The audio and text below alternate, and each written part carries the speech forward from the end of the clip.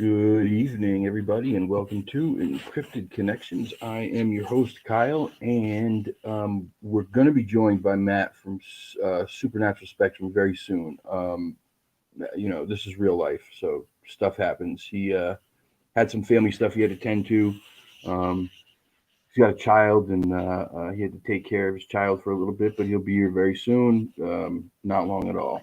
And I promise it's going to be a pretty crazy show. In the time being, what did you guys think of Randy's story? That tell me that was not the craziest thing. I mean, just an amazing story. Somebody said that it should be a movie, and I completely agree. It should be. If you haven't gone to the website to his page yet, you really got to check it out because there's Ollie. Ollie, say hi. Ollie wanted to be on the live tonight. Um, you got to check out his YouTube page because he Oliver, no, excuse me, this cat. Why? No, thank you. Um, sorry. His YouTube page has all those illustrations that he did about the encounter and about a whole bunch of other stuff. I didn't post them because I'm still learning how to do all this stuff.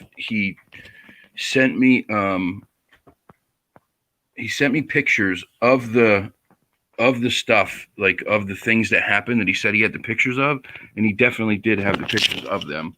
Um I'm gonna get them up as soon as I can on YouTube. I don't know if I'm allowed to make posts yet because I don't have enough subscribers or watched hours. I'm not sure. It's all kind of confusing still. Um, and yeah, haha, the cat. The cat's driving me nuts right now. I'm gonna smack him. Um, but yeah, the pictures are crazy. He sent me the one where he talked about where he was in the rowboat with the thing next to him in the water with its arm around him. I mean, it's blurry, but it's there. And then there's another one he sent me where he was talking about how they were peeking at him from behind a tree. It was two of them. He sent me this picture, and it's like it's brightened and it's filtered, and but the moment he sent it, I knew immediately what I was looking at. I'm not going to tell you guys what that is because I want you to do it yourself to figure it out. I want to see if everybody else can. We'll see what I saw. To me, it was pretty blatant. I don't know if it'll be that way to everybody else. Yeah, it was incredible, Lynn. It was amazing. Um, so yeah, he's such a nice guy too. Go subscribe to his channel. I understand that you can't watch everything, but just support the guy. Like he's a good dude and he deserves it. And it doesn't cost anybody anything, and it helps him out tremendously. Um, like so many other people, they do all this stuff with their own money. He's going out researching and paying for all that stuff with his own money. Adds up like real fast, real fast. So support him because then his channel gets monetized. He gets to make a buck or two off of it, and he doesn't have to worry so much. Uh, let's see what some comments say here. Hi everybody, how you doing? I'm glad you're here. Not had a moment to go through Randy's channel yet. Busy old day. That's fresh. Yeah, I get it, brother. I get it. Um, good evening. Good evening. Hello. Ready for the bomb to drop. Yeah, me too. Um, so check this out.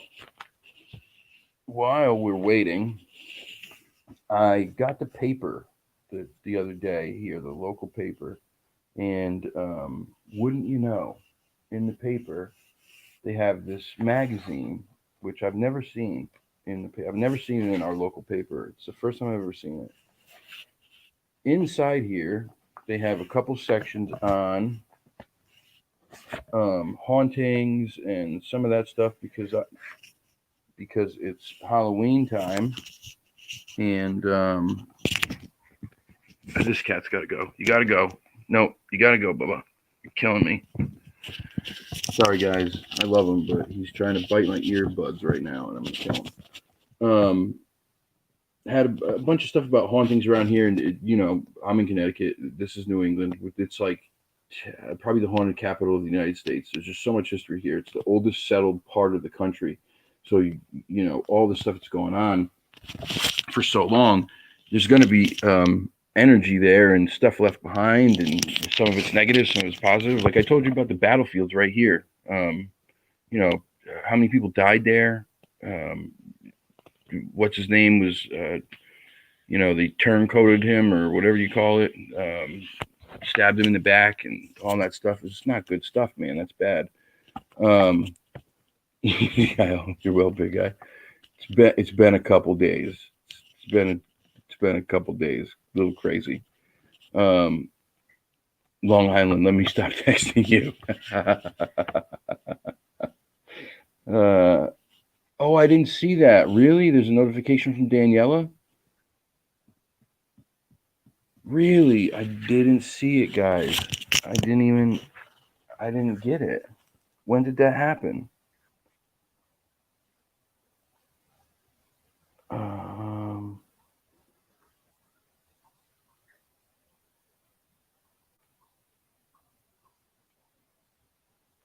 I don't have anything. Why don't I have anything? When did that happen? Long Island, you didn't get one either? That's fresh. Tomorrow at 10 p.m., huh? And they're doing the show? It's a regular show? Is that's what I'm gathering? Linda? Oh, Linda's coming on? Oh, wow. 10 p.m.? Huh. So I had dropped a little video earlier. I don't think anyone watched it. It was a real quick, like 2-minute video. I have a secret interview that I did a couple days ago. I didn't tell anybody about it. I doubled up one day. It was a day I interviewed Mark. I interviewed somebody else that day too. So I made a video earlier saying I had this secret interview. It's a good one. Long Island knows. It's a good one, right, buddy? And I had asked if anybody wanted to see it, if they wanted me to do it this afternoon. So you had 2 shows today, or if I should drop it tomorrow. But with Odyssey coming tomorrow, I guess you're going to have to wait a little longer. I don't know when I'll drop it. Monday's not looking good. Probably not Tuesday either. Wednesday, I got somebody else. Actually, next Wednesday, I have Tyler Howell from Squatch Me Now on Instagram in the Masters of the Hunt series. It's awesome. If you're not subscribed, if you don't follow Squatch Me Now on Instagram, you're missing out. The content on that page is so awesome, and it's like every day, man. Every day something new. It's just awesome stuff. And they're doing a whole documentary series called Masters of the Hunt, where they're going out and searching. Crazy. He's been planning this for a few years. As a matter of fact, it was nuts. Forget how many years ago it was that he started that, but I was there like literally right in the beginning when that page started, when he had like 3 posts, and watched it grow. I mean, it was, I forget how many years ago it was, but I watched it grow into what it is now, and it's crazy. It's blown up. Yeah, Tyler's pretty awesome. So anyway, while we're waiting, this magazine, it's got a whole bunch of stuff on hauntings in the area and some other stuff, right? So in here, it talks about Sasquatches in Connecticut. I'm going to read it to you, okay?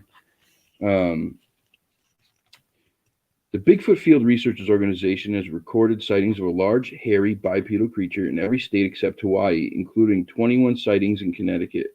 Nearly half of these occurred in the rural Litchfield County. That's northwest. I'm southeast. Northwest is where Chris from Discover Sasquatch is, where I'm going up to. Although there have been 3 in New London County since 2015, this is New London County. There's been more than 3. Trust me, this is just a BFRO. Most recently, two people driving through Patchogue State Forest in 2019 spotted a strange creature crossing the road and estimated that it was at least 4 feet taller than their vehicle. So, let me talk to you about Patchogue State Forest. During the pandemic, when there was nothing to do, we would go, we'd take rides during the day and we drive all over the place. Usually we go up like this really scenic route, so called Route 169. Goes through some really pretty old towns. Goes by the Pomfret School where the Kennedys went to school and they were like youngsters or whatever. Just beautiful stuff. Apple orchards and rolling hills and all that. So Patchogue State Forest, we used to drive through because they have it's dirt, the roads, and it's a little sketchy, but Patchogue's a town near your house. Oh, no doubt. Um, but we used to drive through there. If it would snow out, throw the 4-wheel drive on and drive through because you see the forest is all around you, and you're on this little narrow road, dirt road, and then all this pretty snow or whatever. We went a few times at night. I had gone there before, um, uh, and looked for stuff and found a teepee structure there. I got pictures of that, and this is where they saw this creature in 2019. Is right there. It's our state forest, one of them.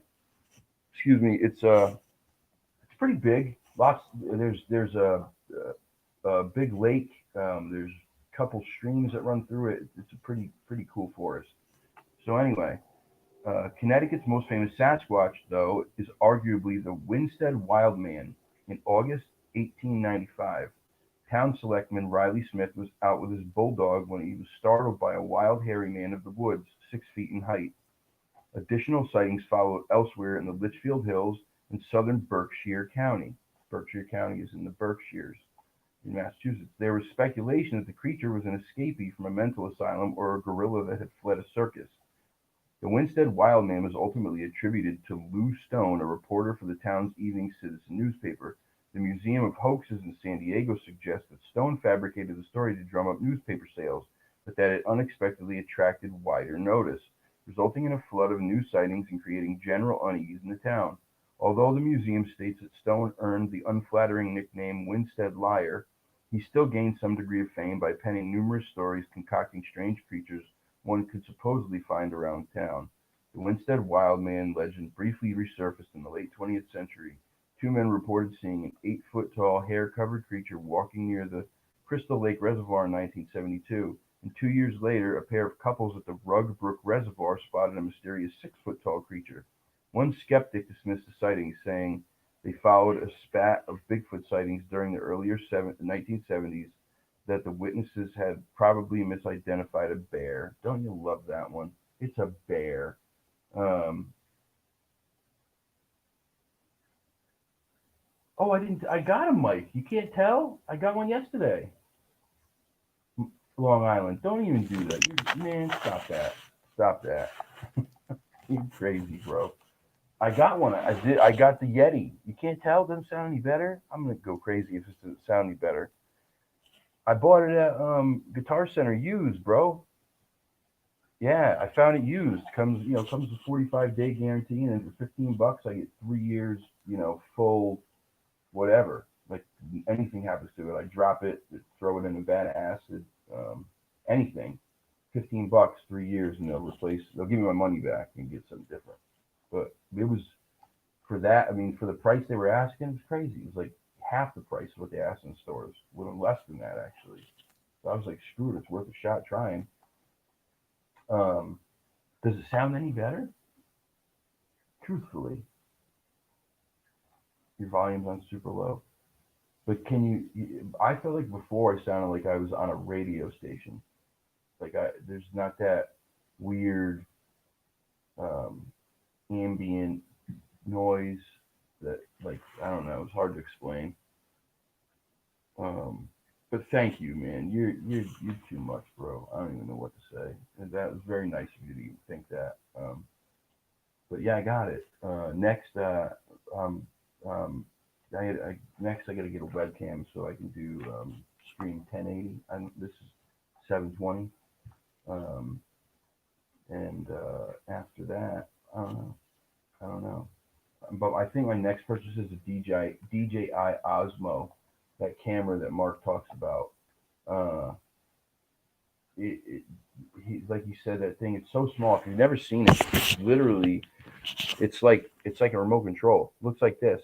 It's like this. It's probably about this much taller than this remote, and on top is a little camera about this big, square, and it's a gimbal. So the gimbal sits in here, and that's all it is. And there's a screen on here too, a little screen, um, and it can see past the first layer in the bushes. It's nuts. It's nuts. This little tiny camera, so good. Because I got. Hold on, I'll show you. Hold on.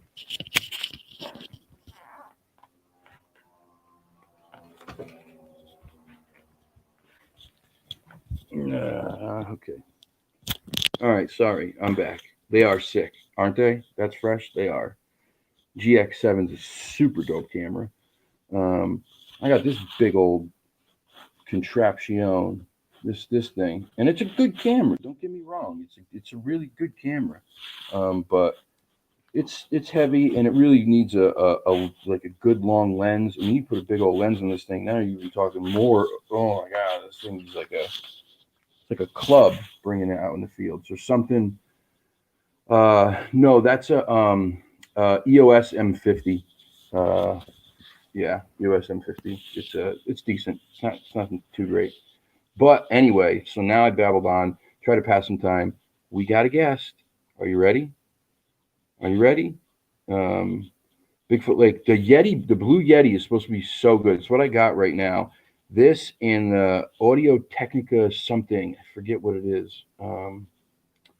If you send me a message on Facebook, just under my name, or email me, I'll tell you which one the other two were that were supposed to be a little better than this. But I bought this because I found it for a really good price. But anyway, our guest is here, and I'm going to bring him in.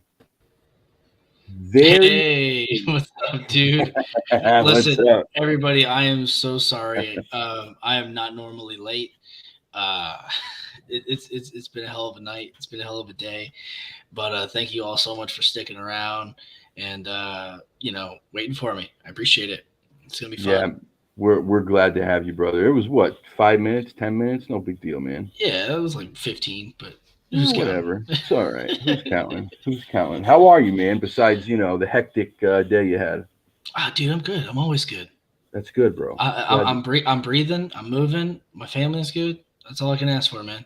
I love it, bro. I love it, man. I'm glad to hear that type of attitude. It's refreshing. Yeah, man. At the end of the day, what else do we got other than our family and our friends? And as long as everybody's doing good, everybody's healthy, eating, True. can't ask for more in life from life than that, man. There's a lot of people out there doing way worse than that. You Listen, know, me and Long Island were just talking about this the other day, right, Mike? Weren't we talking about how sometimes people take being content, it's like for being granted, content, yeah, yeah, for granted. And like, you don't understand how grateful you should be that you're content, right? Because some people won't even will they may not feel that ever in their life. absolutely, man. Trust me, I for a long time suffered from that same disease. There was It's the disease of never enough. Nothing is ever good enough. I'm never good enough. Yep. And what's sad about it is that it's a debilitating state. It's Sure. like its own set of paralysis. Absolutely. When you start finding gratitude in the little things that you do have and focus on the positivity, man, that's when more and more positivity starts flourishing within your life. Dude, you want to hear a great quote? It's like my favorite quote. Absolutely. I love quotes. If you change the way you look at things, the things you're looking at will change. Yeah, absolutely. You know, Right? yeah, man. You know what's funny is that I kind of find the same thing about the phenomena itself. All these Ah, different things. It's segue. like it is a segue because you know what, man. You start looking at it too much, especially Bigfoot for me. You start looking at Bigfoot too much, and Bigfoot. Then you start noticing that Bigfoot does all these other things that like are just like miraculous. Yes. You're like, what the heck is going on here? Like that doesn't make sense. Hold on. Let me just do something real quick because my screen is trying to recognize that I have a green screen. Oh, one sec. Can you hear me? Yeah. No, see, it's doing it again. Hold on. None. There we go. All right, there we go. All right. Let me take off my glasses because my glasses are reflecting my light here. Normally, Okay. I have my green screen on, but in the essence of time, I didn't throw it up today. But yeah, man, I think that like when you look at the phenomena like starts to squirm. It starts to manifest itself in different ways, and it has happened to me time and time again in the last year of being public and researching and going out there on expeditions. And every time that I think I have it figured out, it's like, no, I'm going to do something different just to throw it, just to, take everything you thought you knew and show you that you don't know nothing. Yeah, absolutely. Yeah, dude. Go ahead. We've been talking for a little bit over the last couple of weeks. Yeah. And I try to tell everybody, I'm like, my wheelhouse is mostly Bigfoot. I do know a good amount about the paranormal and spirits realm, but when I talk to you, and this is the truth, when I talk to you, I feel so dumb. But I say this like in a good way, in a joking way. But I was just floored, like, wow, like this dude is a walking encyclopedia of everything fringe. When I tell you that, like, I went to this gentleman for help with something, and he was throwing out things, and I'm going, wait, what is that? So then, of course, I had to go online and look it all up, and I'm going, holy ish, like he's dead on. He's right on point. Things I'd never heard of. But that just goes to show you like how deep this really gets too, right? Well, yeah, absolutely. And I think that all right. So like there's the psychology of like people who have experienced paranormal phenomena. Like that's his own wheelhouse, man. Like what people go through, how they suffer PTSD, and what like everything that PTSD entails. Like and then especially if there's any physical trauma associated Sure. with it, like it has a really big effect on people. And as much as everybody loves to come online and talk about the scary stories and stuff, like I've had what's the lack of a better term, pleasure of getting to know some people who've had some really traumatic experiences. And dude, like the whole point that we're supposed to be here, right? We're supposed to be here helping, right? We're supposed to help each other in any way that we can. Oh, look at that! You see that? Look at that! You see that? That's a little strange, bro. You see that? That's a little strange. You see my hands are right here. I see it. Something just shut my light off. So okay, listen, I'm going backwards now. I'm cutting in because that was just really strange.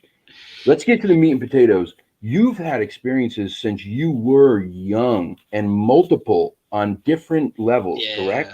Yes, sir. So can you tell me when it started? What was the first thing that happened and how did it happen? All right. So like the first thing that was involved. All right. So when I was a kid, now both my brother and I and my mom and my dad, like we all are psychic sensitive to some degree in varying ends of the spectrum, right?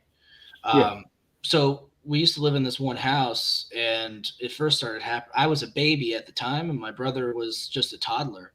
And he wasn't one of those kids that got up out of the bed and tried to crawl in bed with my parents or anything like that. But there was one night where he said that, hey, there's a little man at the end of my bed, and he's scaring me. And the older I got, in that house, there had apparently been a man who had committed suicide right there in the driveway. And that's how my grandparents had got that house in a lottery for $1. Oh, wow. And when they went and cleaned it up, they were cleaning all this stuff out. And there was apparently like somebody had like, it was a dilapidated abandoned house. And for lack of a better term, there was probably like some Satan worshiping and some really bad things that happened on top of a suicide in that house. So we always just chalked it up to paranormal, like there was like that my brother was possibly like seeing like a spirit or something to that effect, right? Yeah. Growing up, my own experiences in that house, from what I can recall, there was several times where I would wake up and my legs were hurting, and like I was just I remember being uncomfortable, and my parents would never allow me in the bed with them, so I used to have to go across the house, and I remember like being terrified going across that house, and I was picking up on something, but I wasn't able to. I was maybe 4 or 5 at the time. Yeah, around there, because it was shortly after that finally we moved out of that house. But yeah, man, there was all kinds of like poltergeist activity. The door locking itself on my mom one time, like plates just coming out of freaking cabinets, and it was the house was nuts. So like the paranormal, or what we call the paranormal, right? I just call it the supernatural world, because that's what we live in. Day in, day out, there are spirits around us. There are all kinds of beings walking this earth that we don't see. And even if we go into the religion aspect of it, every single religion talks about there being a spirit of man, and that there are spirits that walk this earth. So, like, if we're talking about just like paranormal, you have to believe that, I think it's a lot easier for people to grasp the concept of spirits. Right? Because we all feel and identify with the fact that we have one. Right. So paranormal was always something that we grew up talking about. We regularly talked about how we had, like abilities shared throughout our family. We always talked about those types of things. Hold on. So am I seeing something? I swear to God, did anybody just see that behind him? Oh, that's my cat. Oh my God, dude. Freaking me out. Like, don't worry. Dude, there's been times where like I've been in a really intense conversation with somebody on a show, and this cat will just jump up onto my chair and freak me out so bad. You missed what mine was trying to eat my earbuds for the beginning of this podcast before you came on. Yeah, he does. So, yeah, mine does that too. These cats are crazy, bro. Yeah. But you know what's interesting? Every time I have a podcast, doesn't matter if I'm on my show, somebody else's show. When I start talking about this stuff, this cat starts like losing his mind and doing crazy stuff all around the house. It's dude, it's because cats are the spirit messengers, man. They are I'm sorry. They transfer souls back and forth between the underworld and here. They do all kinds of crazy stuff, man. Cats have been revered in like in Egypt, they were ancient Egypt, ancient Mesopotamia, you name it, bro. Hammurabi was back there with a cat. Like one of the oldest species of the galaxy is the Lyrans. They're cat people. And this is like an alien race? Yeah. What are they called? They're called the Lyrans. Lyrans? Yeah. Lyrans with wow. Lyrans. And it's big, man. If you start looking into like, all right, so as far as UFOs and things like that go, there's like a couple different subcultures. Like there's people that think that like, it's just like gray aliens and like, or demons. And they're just like, coming through portals and things like that. But there's, another sect of people that believe that there's more than one species and that there's like tons of species. And these people have gotten that there's, you see this cat, bro? You see him? I told you. I see it. Yep. He's on the TV right now. He's acting nuts because I'm talking about this. I see the TV shaking. Hey, man, get down from there. Hey, get down. I'm going to get you. You better get down, bro. Sorry about that, guys. That's all right. But anyway, yeah, man, there's like tons of species all across. And I can say from my own experiences, there is definitely more than one. I haven't encountered Lyrans before, but I've encountered blue avians, reptilians, grays. And now the reptilians, are they negative? They're bad, right? Not all of them. Just like, I think that there's a certain group of reptilians that are here, and I think that they are, I think there's just about a good enough amount of evidence as anything else that they're here and that they're influencing, governments and things like that. Because there's an old story that goes all the way back to like ancient Mesopotamia that the Anunnaki and the reptilians were here and they were influencing us in our what was supposed to be our terrarium, because that's what Earth is for us. We're just a giant petri dish. Okay, we were supposed to be here completely unmessed with. Well, the Anunnaki and the reptilians, they came and they started doing like genetic modifications where they would mix our DNA with reptiles and mix our DNA with felines and mammals, like mammals and like you name it, like that's what they were doing. And there's a lot of evidence that precludes that that's the reason for the Great Flood. Our planet was flooded on purpose. No way. Yeah, man. This is crazy, bro. Yeah, there's tons of crazy stuff out there. You just got to be willing to talk to somebody and open up and be willing to hear what's on the other end of the mic. And Well, yeah, go ahead. I mean, it makes perfect sense to me, right? So I've had arguments with people before, and I don't claim to be a professor of this stuff, but I'm a pretty, I'm a pretty oh man, what's the word I'm looking for here? I'm not stupid. First of all, like No. when I look at pictures on the side of a temple that's from thousands of years ago, and it's in this temple, just say it's a temple in Egypt or Thailand or something. Then there's another structure that's 10,000 miles away from this one. They both have the same pictures on them. There was no mail. There was no internet. There was no phones. They were not crossing oceans back then to get to each other. So we think, right? So then how is it that these two places have the same pictures on their thing, and all of them have these beings coming out of the sky, some with big heads, some with the head of a cat, some with the head of a lion, some with wings, some with not, but then all these spaceships too. I mean, my whole thought for years and years was they were talking about gods, is what they said, but these were aliens. Well, yeah. Yeah. Well, all right. So here's a funny way to put things into perspective, right? So you're an animal guy. You have cats and dogs, right? Yeah. Okay. What is your relation to them, right? You're their caregiver. They look up to you for everything, right? Yeah, they're family. All right. So what is their relationship, like their relation to the mouse? That's prey. They're the hunter. They're the hunter. They're the god to the mouse. Yeah. We are the They god sure to are. the animals, and something else is the god to us. Right. Everything has a pecking order, whether you want to talk about nature here on planet Earth or you want to talk about the heavens, and the space beyond that.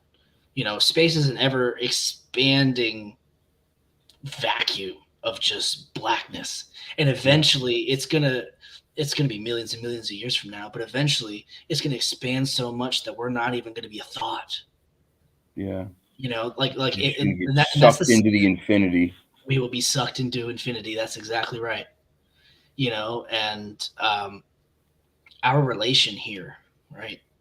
I feel like it's part of the human existence that we're always looking for something higher than ourselves. Well, Right.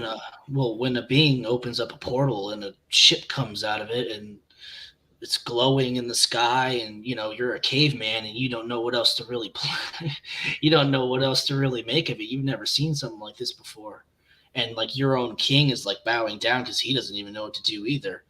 Yeah, you think that's a god? That's Ra. That's the sun god. Oh my god, look how bright his spaceship burns. Yeah, it came right from the sun, right?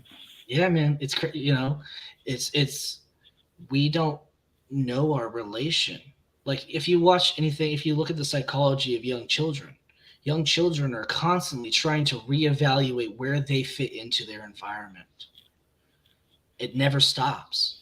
We're even though we might be, adults paying bills and stuff like that, we are constantly trying to reevaluate where our place is in our environment. We never stop. It just get what happens is that we become adults and the reality sinks in, right? The reality sinks in that we are like no different than it's basically all of us get like, under the subservience of our government. Mm. And the subservience of our laws that our elected leaders have placed upon us, Mm-hmm. right? Mm-hmm. And that's People accept that as their existence, right? well, yes, You just absolutely. accept it and you go, oh, okay, this is what I'm supposed to be doing, and that's it. Yeah, but here's the kicker. So what do? We have millions and millions of people under like maybe like a couple hundred across the United States. What Yeah. do? We start fighting each other. We Yeah. don't know. We're looking to be the alpha male when we're not the alpha male. And and all it does is it divides us. Yep. And it brings us further away from what I understand that beings like Sasquatch, cryptids, spirits from the other side, extraterrestrials, what they want for us, and that's universal communion. And listen, I'm not sitting here trying to like. I don't know if you ever heard of a guy named Whitley Strieber, right? No. All right, so he's big guy. He wrote the book Communion. He's been in the UFO field for a very long time, and he kind of coined this term called communion, right? Because his experiences with these extraterrestrials is throughout his entire life, he came to the conclusion that okay, like they don't want us to like be afraid of them. They want us to figure out how to commune with each other and commune with them. Because eventually there's going to come a time here when they come back. Well, they've been visiting for a very long time, right? And so now the government admits that they're out there, which people knew. I mean, Yeah. to a degree, but so I'm sure you have. Like you've probably heard everything just from listening to you talk right now. It's amazing. No, I'm dead serious. There's so much more to learn. Of course there is, but I'm just saying, like, I'm listening to you now, and I'm like, it's riveting. The stories about when they would come down and they took control of the nuclear missile silos, where they shut them down. Yes, that happened numerous times. All across the globe. Well, the reason being is it's kind of more common knowledge now, right? Back in World War II, after we dropped the bombs on Hiroshima and over there in Japan, right? Dwight Eisenhower was contacted by a group of extraterrestrials, and they said, "You better not ever use nukes again." Well, they better that power. Well, the idea is that I'm leading up to that because they're here. Oh yeah, well, they better intervene because that dude over in Russia is threatening to use them right now. Well, he's threatening to use them, but I don't think there's a lot of talk in the world right now, right? It's a scary place, man. It's a very scary place. Unfortunately,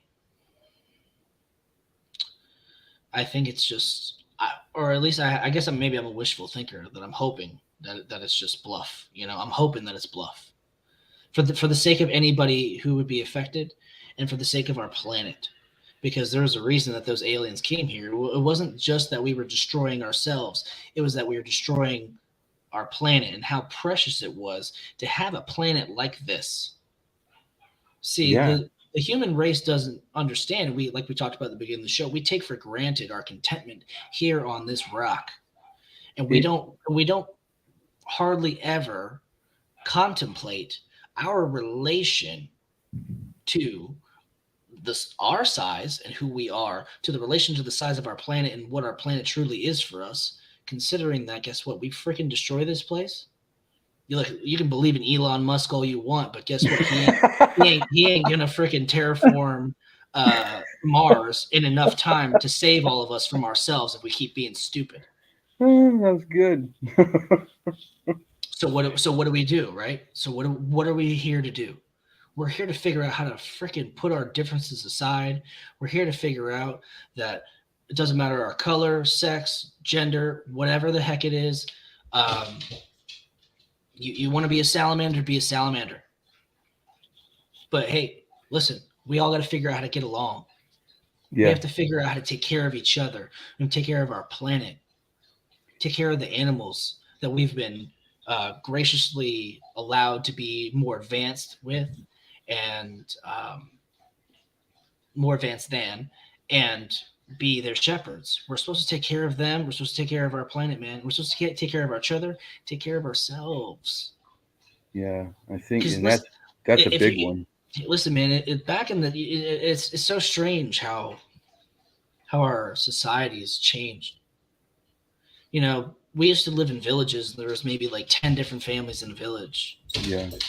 And you acted up as a kid. What happened?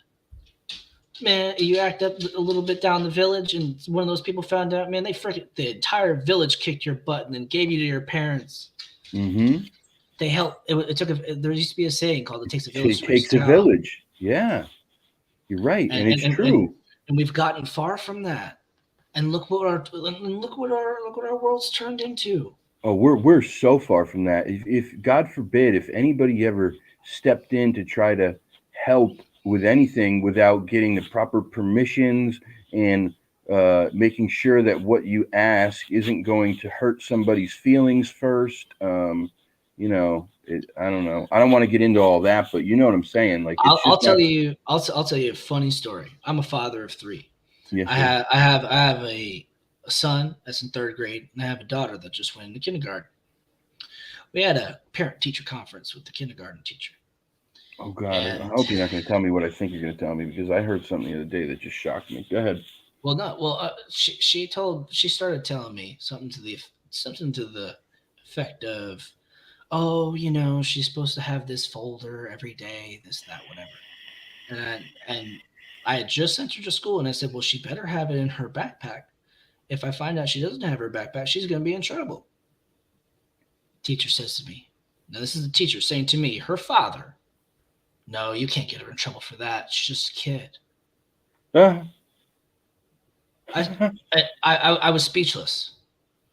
I'm not saying that I'm going to abuse my daughter over her forgetting her folder, but I'm supposed to be teaching my child accountability and responsibility in this world. This is my job. I'm going to tell you. You're trying to infringe on my job, my God-given right? I'm I'll sorry, tell do you. you pay for my kids' bills? Yeah, right, exactly. I'll tell you another one that's similar to this. Okay, my girl works at a school, and one of the kids, and I'm this will basically be right. I may be leaving out a little bits and pieces, but anyway, one of the kids was caught stealing ice cream. Okay, like 2 days in a row or something. Yeah. So they take the kid. He goes to the principal's office. When he gets to the principal's office, the principal's like, "You've been stealing ice cream?" The kid says no, and he's like, we know you've been stealing ice cream. Just admit it. And so I know the kid admits it. Guess what they do for him admitting it? Nothing. They give him an ice cream. What? Wow. What? Yeah. Where am I? What? You gave me? What is he learning? All right, so here's the problem with that, right? We're teaching children nowadays that you have to give incentive just to do the right thing. And it's something that I constantly battle with my kids and as a parent in today's age all the time. Everything has to be incentivized, right? Because what do we see on our social media apps? What do we see on our TV? Excuse me. We have to have something that is incentivizing and making us feel like we're getting something to do the right thing. Well, then where's our morals? Where's our moral conflict? Shouldn't we just do the right thing because it's the right thing to do? No, yeah, right. That's been stripped. It's being stripped away fundamentally from our society. What's the definition of integrity? My dad used to say, you know what integrity is? What? It's doing the right thing even when no one's looking, Yeah. Yeah. right? I've heard that before. So that's what integrity is. It's doing the right thing even when no one's looking. And that whole thing too. There's layers to that. Like somebody told me once, if you hold the door for somebody and they don't say thank you and you get mad, you're doing it for the wrong reason. Absolutely. Absolutely. It's Uh, crazy. dude, you know what? You know what's interesting? These things, right? Here we are. We originally got here Yeah. to talk about what Bigfoot and UFOs and Yeah. crazy Yeah. stuff, Yeah. right? Well, yeah. Yeah. I'm But hoping not we're driving people off right now. I hope not. I mean, I can't see how many people are in here, but I hope they're enjoying it because I think that we need to remember that we're real people behind the screen, and we are trying to navigate through our own lives. Yeah. Like what are we supposed to do? Yep. We don't have anybody really telling us that. Hey, man, you should do this, and you're going to be a millionaire. Mm. Yeah. We have a bunch of people who we idolize in social media and TV that we think that success and happiness. I'm hearing myself. Is that through yours? Is that through your screen? I'm hearing an echo. I don't hear anything. Hold on. Any of you guys hear an echo? I don't hear any echo. I do. It's weird. I hate it when I hear myself. Can Hold you on. guys hear an echo in the comments? Please tell me if you can hear an echo. I don't hear Hold on. any echo. All right. I think I got it. Because I guess Okay. I had echo cancellation on, and actually, when you turn it on, it'll freaking make it happen. It's weird. Really? Yeah, it's StreamYard did that update not too long ago. Um, I think I have it on. yeah, see, if you have it on and I have it on, then I'm gonna start hearing an echo of myself eventually. Oh, okay. Yeah, it's because you are using that Yeti mic, right? I am, yeah. You sound great, by the way. You know what's funny? Before you came on, Mike, because Mike is just the man. I love Mike so much. Dude, he's the best. He's so I don't even know what to say about him really. He says in the chat, he's like, Kyle's not going to ask, but uh, I want to take donations to get him a new mic. He didn't know I bought one yesterday, and I'm like, what do you mean? You can't tell I got a new mic? It doesn't sound any better. Dude, no, you sound gravy, baby. You really do. You sound great, dude. But anyway, man. Yeah. All right, man. So, I totally forgot where I was, but I'm pretty sure we were talking about something like our relationship, right? Yes. To like, all right, so we're here talking about all these crazy things, and we're people behind these cameras that have real lives. Yeah. And when we get off this screen, real life happens. Like I was freaking 15 minutes late because we have family in town, and there was just a whole fiasco of stuff that went down, and I wasn't able to get on right away. That's what I told him. I said, guys, this is real life. Like things happen. And that's the cool part about doing live shows, right? Because then it's like from start to finish, or like even if you start a little late, it's all organic.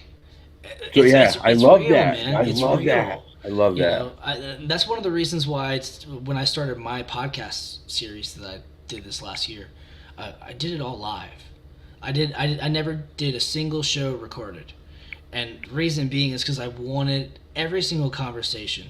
I wanted somebody to that was that I was interviewing to say some stuff that would wow me and floor my guests. I mean, I'm sorry, the people watching.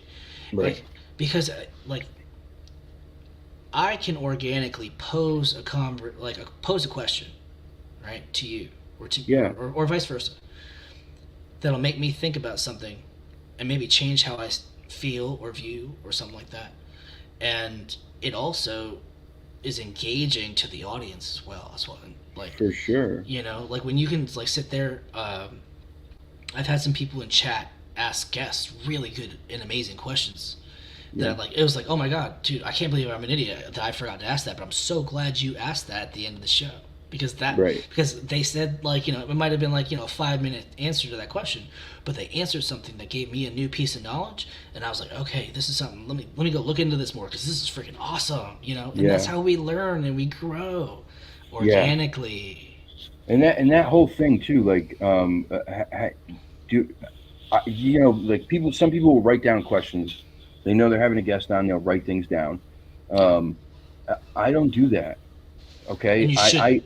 And this is why, because if I'm writing a question down and you come on the show and we start talking about something, my brain, I'm going, "Ah, I got to get to this question. I got to get to this question. I got to get to this question. And I'm probably not paying attention to what we're talking about as much as I should be.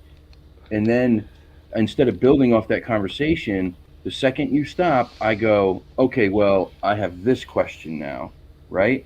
Yeah, But when it goes organically, man, it works out the way it's supposed to. It really does. and that, dude, that's how our life's supposed to be. Yeah. That's how our life is. Yep. That's how, like, that is the essence of life, man. We are chaos and balance all at the same time, man. Think Yeah. about that for a Yeah. second. Think about Yeah. that. Our body, our makeup down to the atom is in perfect harmony with itself at all times. If it wasn't, we would explode. Crazy. We would fall apart. We would be mush. It's so Think crazy.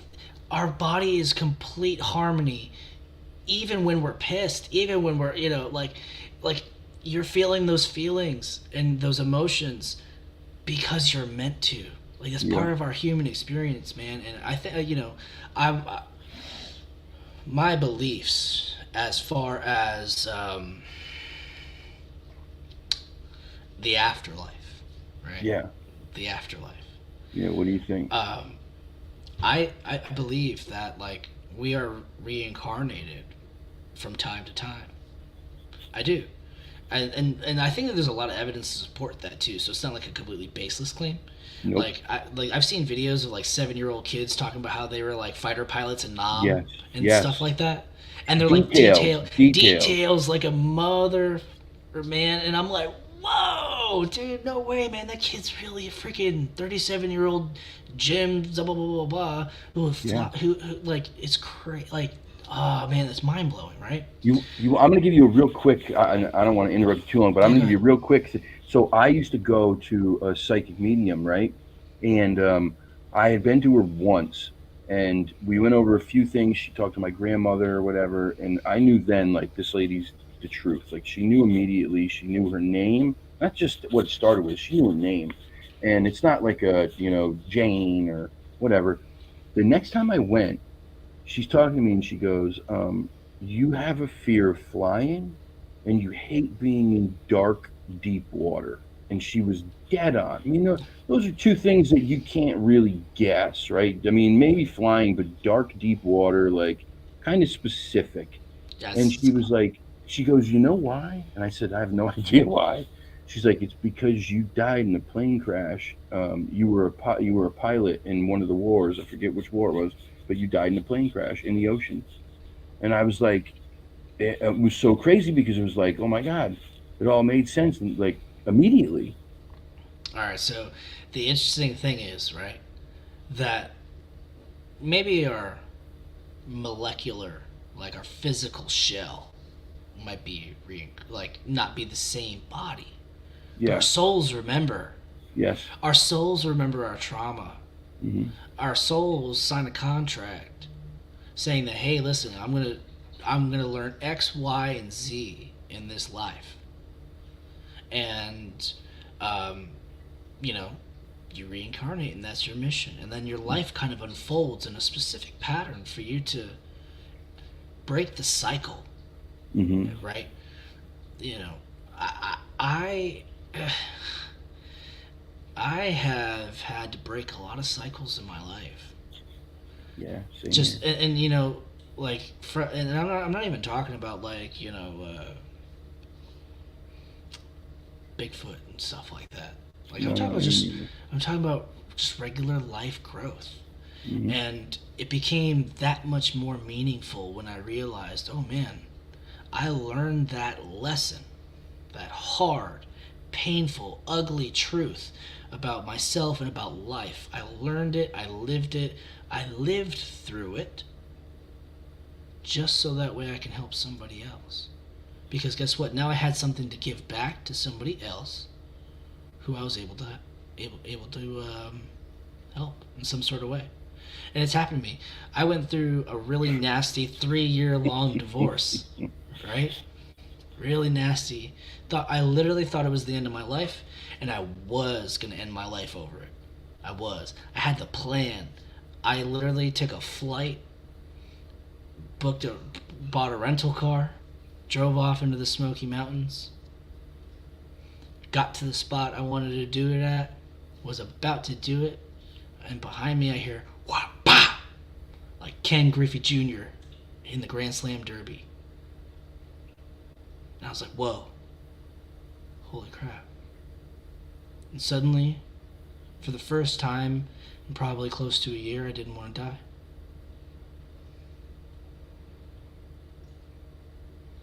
It was like a blanket washed over me, and I couldn't explain it.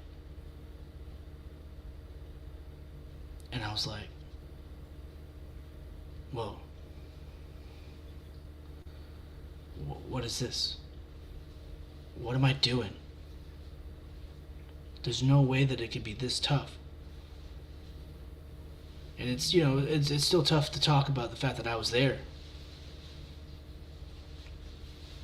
And that's where I was, and it was heavy. That was 4 years ago now. 4 years ago. I finished out the rest of that trip. I did nothing but learn more about try to figure out what I was gonna do when I got back home. And I came back and I got my shit together. Excuse my language. No, you're but good. You know, I got my stuff together, man, and I started realizing that it was up to me to pick the pieces of my life back together, and not just for me, but for my kids too. And dude, man, I'll never forget, because that morning after, man, I woke up and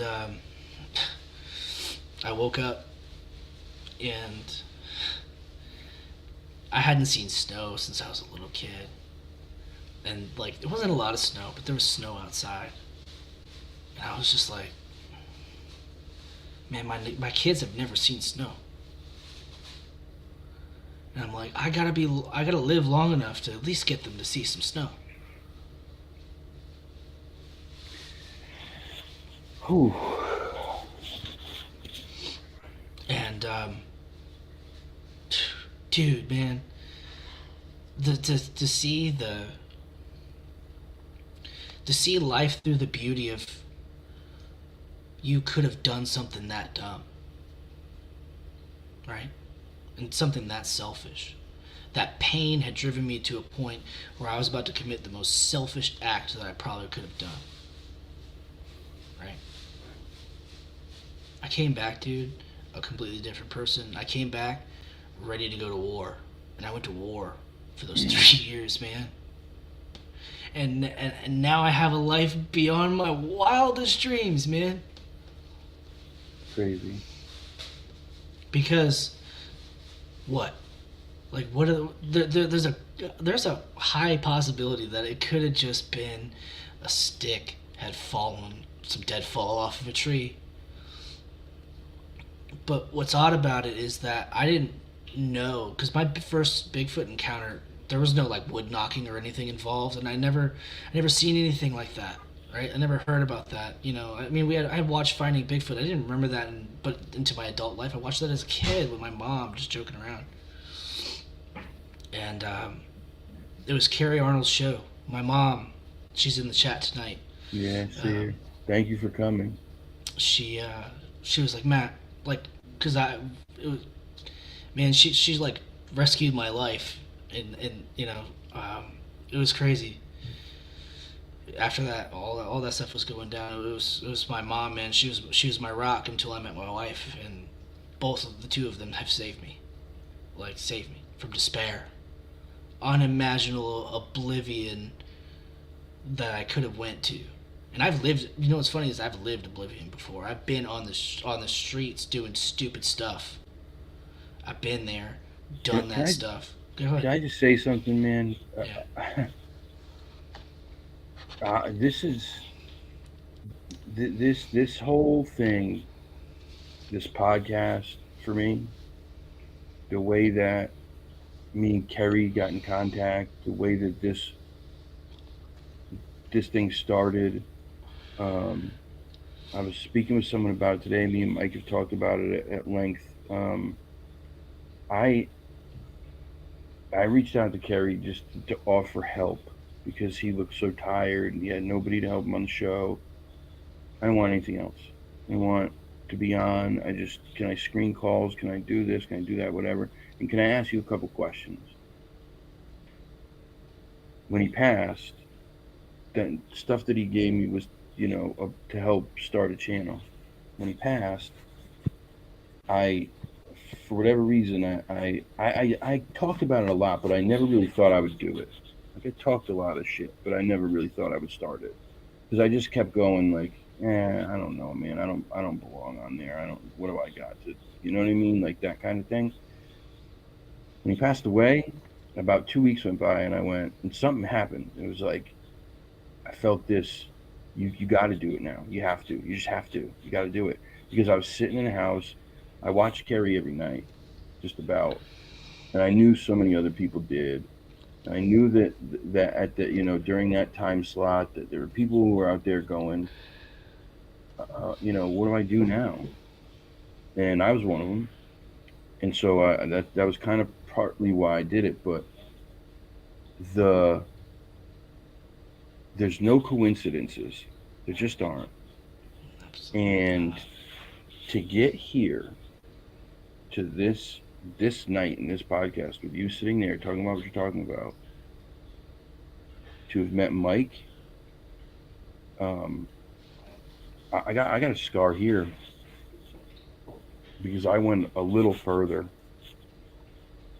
Uh, those things you talked about, like messing up, I did all those things, bro, all of them. And somehow, some way, I don't know why, the people that were there, they're not here no more. But I am. I have no idea why. I ask myself that all the time, and it's crazy. So pardon me. No, go ahead, man. It's Listen, just man. You it's you crazy what you how it felt, all man. worked out. It's just crazy, bro. You felt the calling. You felt that It's same nuts. calling. You felt that same calling that I felt. I didn't know it at that time. I didn't know what it was. I didn't realize that all these experiences that I had that I thought that like were a stain on my spirit were actually my power. And they're your power too, man. That's why you're here. That's why you're picking up the torch. Because look, man, I love Carrie Arnold. I did. Yeah, I man. had him on my show. He's a Um, special guy. he really was. But if it, I, since a day, it's not a single day that has passed since he's passed that I have not thought about the fact that if it wasn't for him inspiring my mom to watch it and be inspired by what he did, she would have never have got me to watch it. And then I never would have inspired to do anything that got me here. Yeah. It's you never know the power of what coming on this show is going to do for somebody else. And that's why, and if I can give you any advice, no matter what happens in your YouTube career, trolls, whatever, Yeah. you don't get any, like, you got 2 people watching. Yeah. Don't give up. Dude, in the beginning, like when it first started, I thought to myself like there'll probably be 2 people watching, and even those 2 people to me, like I would have been so excited, like I would have, and I was when it first happened. Like, oh my god, there were 2 people watch that, and then all of a sudden there was a lot more for some reason. I don't, it was crazy. It's because you're picking up the mantle, man. You're picking up the burden, because there's a lot of people that have been, and there's a lot of people that watch these shows in this community, and they've been rocked to their core. I was one of them. Me too. And they've been rocked to their core by immense loss. Look, I don't even care if you didn't like the man. You still have to respect the man for what he did. The dude touched so many lives. He changed the game. Yeah. He changed the game. He made people who had no interest in this whatsoever, who didn't believe not one bit, he changed their minds single-handedly. Yeah. Because that's how strong his character was, that these people who did not believe at all could look at him and go, there's no way he's lying. There's no way. It's the power of the spoken word. Our words have so much power. Expressing how we truly feel with emotion and intent matters so much. And that's right, pain shared is pain lessened. That power, man. I've only, what's funny? I'll share this. In my late teens, I ended up in 12-step programs, recovery, and can I show you something real quick, bro? I just got to show you something real quick. Can you read it? Yeah, Serenity right there. It came from the 12-step programs, bro. Yeah, man. And listen, it's part of it. Like, I learned something at that point. I realized that, it wasn't really for me. Because I got to a point where I realized, all right, I'm going to be my own master of my own domain, and I'm not going to do this dumb stuff anymore, and whatever. Went down that road, I had kids, and it changed me. I had something else to live for. Sure. But my point is that 12-step programs get you to a point where they show you a lot of good, useful, tricks, yeah, and tips and how to handle your life in a different kind of way. And one of the things that is so infectious about those programs is the fact that there's camaraderie. There's fellowship, and the power of a single individual who is alone and afraid is no longer alone and afraid anymore, because there's somebody else that shares that same pain, that's walked that same path, felt that same darkness on their soul, and they're able to talk about it and share it, and then they both carry the weight. Right. You got a room full of people who don't know you. Mine says overcoming challenges. Overcoming challenges. Challenges was the treatment center that I had went to. Oh, that's awesome, dude. I was 110 pounds soaking wet. Man, I cannot believe this is going on right now. I really can't. This is just blowing my mind, man. I got goosebumps. I right now, can I just tell you, I'm 6'2", about maybe a little more. Normally, before pandemic and before my thyroid abandoned me, right. I Dude, I'm like 210, 215 right now, and I'm like, bro, I usually walked around 235, 245. Okay, that was my normal weight. I'm about 285 right now. Yeah. But my point is that when I went into my last detox, I weighed 167 pounds. A guy who walks around at 240. Yeah. 167 pounds, bro. Yeah, dude, that's a rough jump. It was bad. Yeah, man. I always like to joke and say, whenever I, see the picture of myself, I'm like, man, I could eat me now. yeah. I could eat me, bro. I could eat two of me back then, bro. Give me some of those ribs. Come on, man. I'm Oh like this. man, That used to be what I used to weigh is like the freaking weight of my one leg. that's You know, crazy. and all right, so we have to be able to find joy in the pain now. Sure, We have to be able to make like light of it of course. because we've made it, man, and you've made it. Yeah, If I'm here to tell you anything, man, you've made it. you know how fortunate that is, man. You know the luck that's involved in that. Like when I say that about those people who were with me then aren't here, they not a single one, not one, not one. When I went to treatment, the last time I went, inpatient long term, I had a 4-man room. Okay, and you Mhm. know over 90 days, people cycle in and out at different times. Oh, absolutely. Well, two of us went from detox to that place together. One of the other kids came from a different detox, and he got there at the same time as me and the other guy. The fourth man was on his way out like 2 weeks after we got there. So he left. When he left, 2 weeks later, he overdosed and died. The kid who was not with me and the kid who came from the same detox, he came from a different one.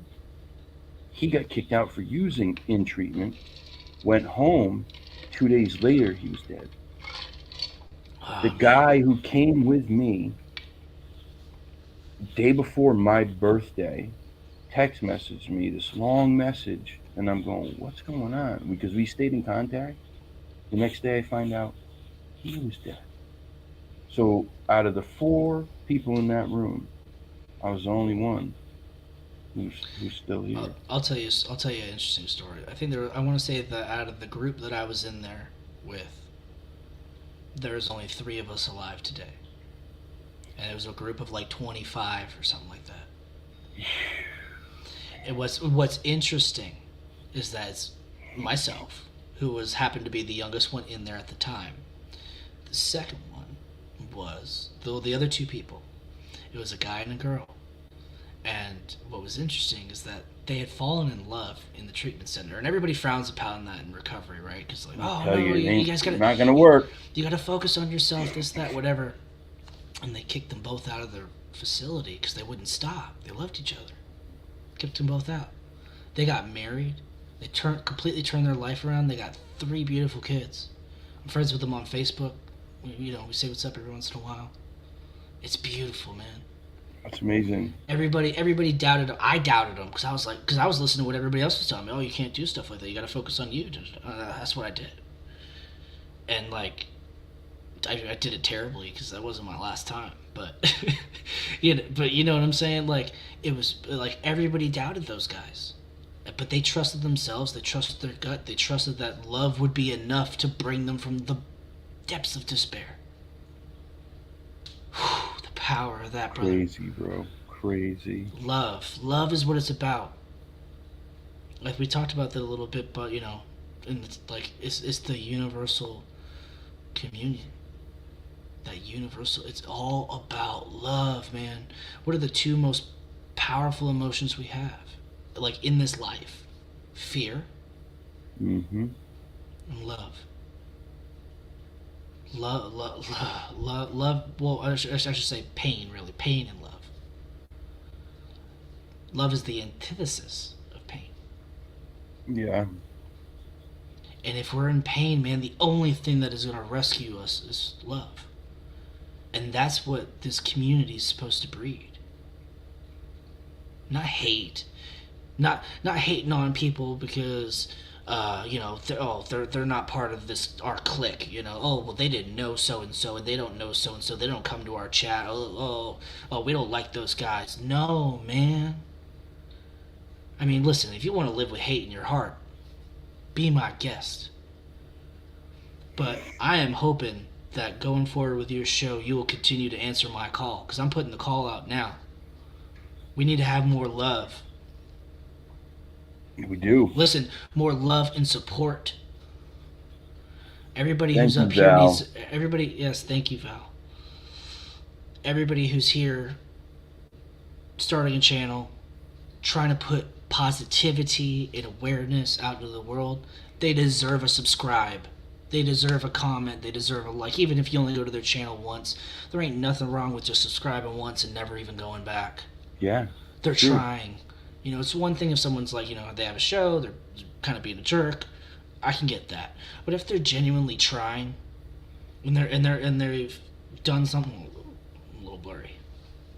This when it's dark in here and I don't have my green scoop on, the autofocus messes up. 4K camera, my ass. But anyway, like I hope the community answers my call tonight. Because guess what? We're all in a lot of pain. So what should we do? We should focus on the love that we can still have.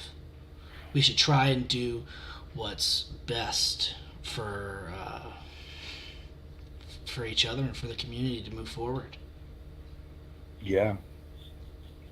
You know. I agree. So to get back to I think what your original question was.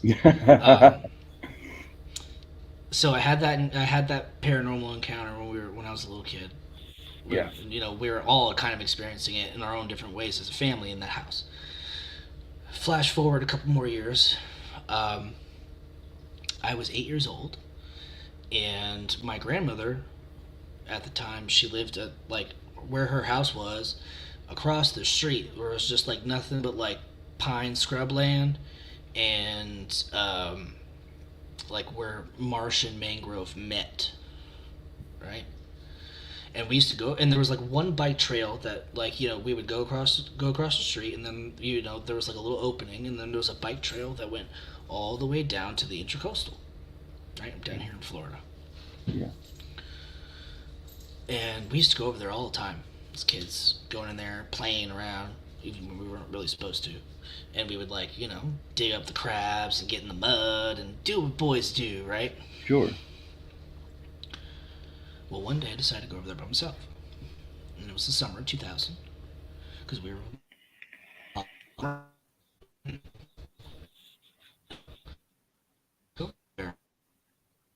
What's going on? Uh-oh.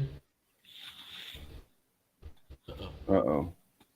We got some major interference. Can you hear me? I can kind of hear you. All right, hold 1 second. I'm going to back out, and then I'll get back in. All right.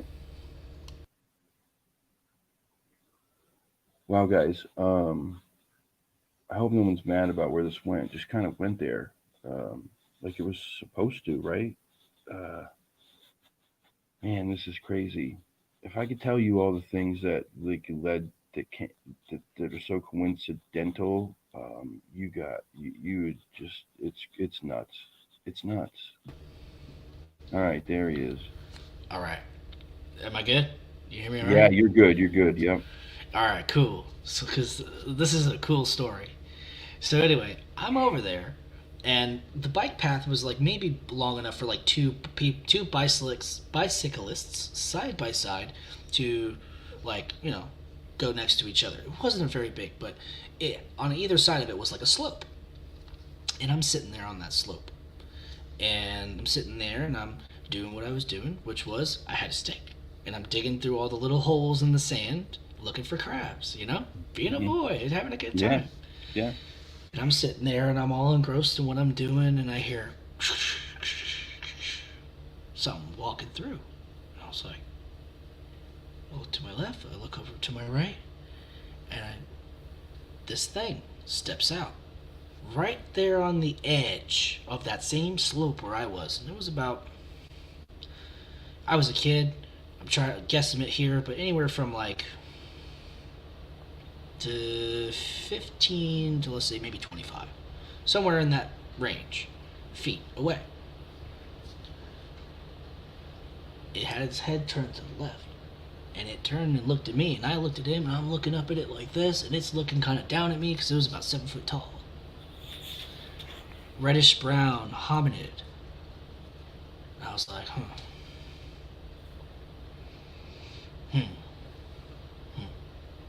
Right? And I'm sitting there, and I'm looking at him, and he's looking at me. And he's a he. I seen that part. Yeah, And so did I when I had mine. Yeah. yeah, it is what it is. Anyway, he's looking at me and I'm looking at him. And then the next thing I know that I can recall from the memories is now I'm not where I was sitting there crouched. I'm on the bike path. And I'm further away from him now, but I'm standing there and I'm looking back at him. And I looked at him one more time and he looked at me. And then it was like, oh my God, I recognized the fear. And I started bolting. And that experience always stuck with me because it probably wasn't very long, but there was missed time. And I was like, holy crap. Oh, it's storming real bad. That's where the interference is coming from. I hear it now. I can hear it through my headphones. I can hear the rain. Yeah. Yeah. Sunny South Florida, they said. Yeah. Yeah. Anyway, it really stuck with me because, like, I over the years, there was a couple times where I tried to tell my family about what happened, and I can't blame them.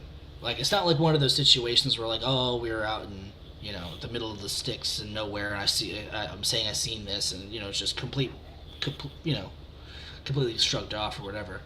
Sure. There was actually monkeys that lived behind my grandmother's house in the alley that had escaped during Hurricane Andrew. So I was trying to tell them that there was this giant monkey thing that was there, and they're like, "Nah, man, you just saw one of the monkeys. So we tell you not to be playing out there by yourself. Get blah blah blah blah." So I just let it go for all those years. I guess I just seen a really big monkey, man. It was just weird.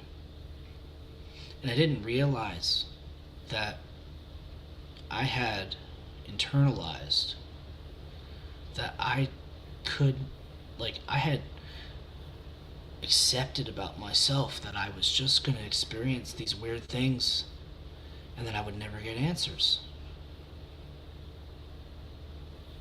I felt hopeless.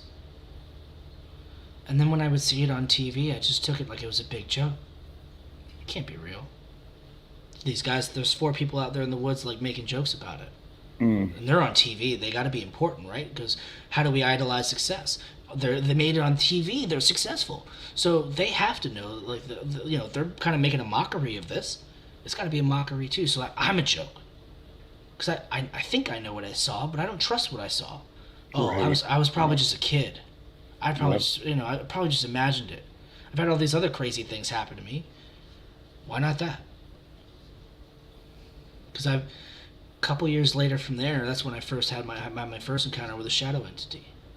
And I call him an entity because I still don't know what it is. It's just known as a freaking. You want to talk about imagine the blackness of space. Appears appears in your room. Yep. You're a kid. Darker than dark. It is the true absence of light. Yep. And I had one of these things touch me. I had it touch me. I had it enter into my mind, and it did stuff that I will not speak on your show, and I won't ever speak it on anybody's show. In my mind. And it showed me terrible things, did terrible things, and then it came back again 2 years later and tried to do it again. Ooh. And after experiencing that, and that second time was all my mind could take. A couple more years later after that is when I first started having reoccurring dreams of alien abductions. And it was the same dream every time. It was, I'm in this white room, right? And I'm laying on a table and I can't move. And I'm strapped to a table. And I look down at my feet and there's 3 little gray aliens sitting there. And one of them comes around the table and he has this instrument. It looks kind of like a gun except with a real long needle on it. And he sticks it in my ear. And every time I woke up from that dream, my left finger was in my left ear, digging, scratching away at something every time I woke up. And again, I just chalked it up to, well, I'm crazy. I'm just having crazy, weird nightmares. Wow. right? Oh, but it gets better. So I think I mentioned before about different species and stuff like that, right? Yeah. So a couple, yes, it's like 2-3 months ago now. I watched a documentary. I watch a lot of documentaries. I make documentaries, and the only way you can really learn how to make a really good documentary is by watching how other people make really good documentaries, right? Sure. Because you gotta like watch the storytelling and things like that. And my mom, they're my favorite type of film. Yeah, man, they're the best. They're the best. Because guess what? It's a real life story. Right. My mom had watched this. This guy, his name was John Yost, and I've had him on my show, and I don't think I've cried online since that show, but I cried that night that I had him on because I just wanted him to know how much he changed his life. Because he changed my life because his documentary moved me in a way that there was ways to heal from those types of experiences.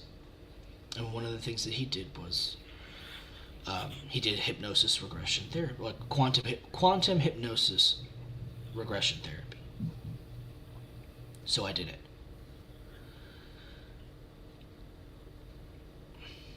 I did not listen to the tape. I recorded it because it's going to be part of the sequel to my next film, to my current film that will be coming out in the winter. It's going to be part of it because of how powerful it was. Do you have a name for it already or no? Oh yeah, man. It's called Bigfoot. Bigfoot Flesher Phenomena. All right.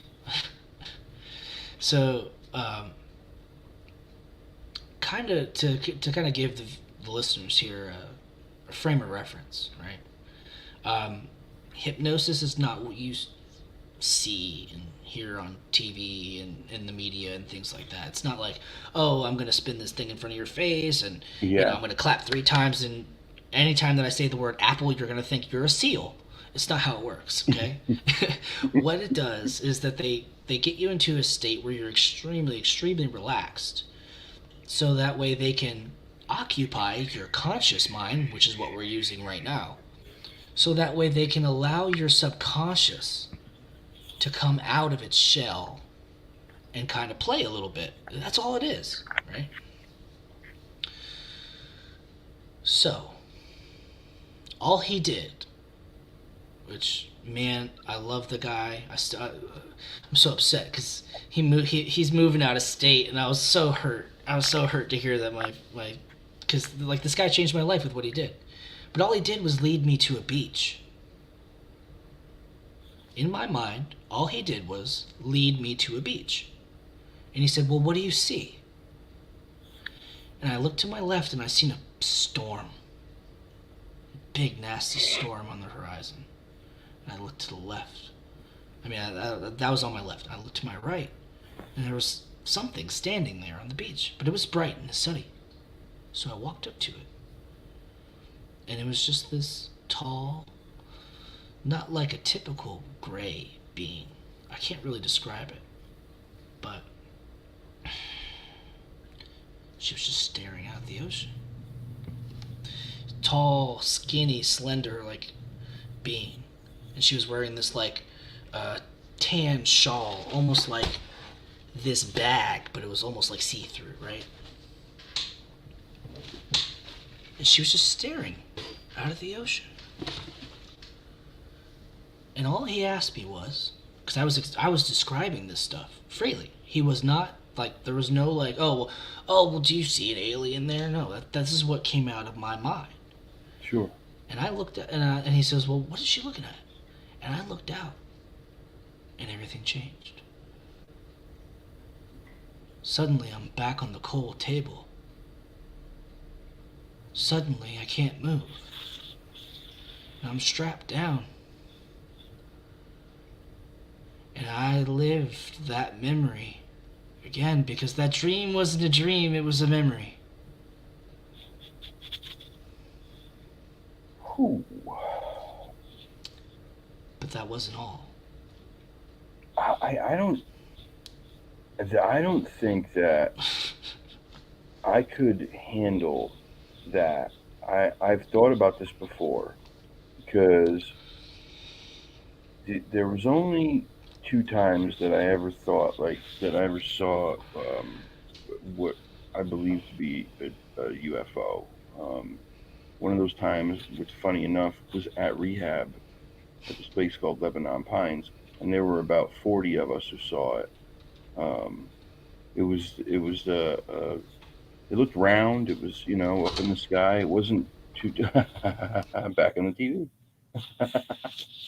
He's cursing that cat out right now, so he's on mute.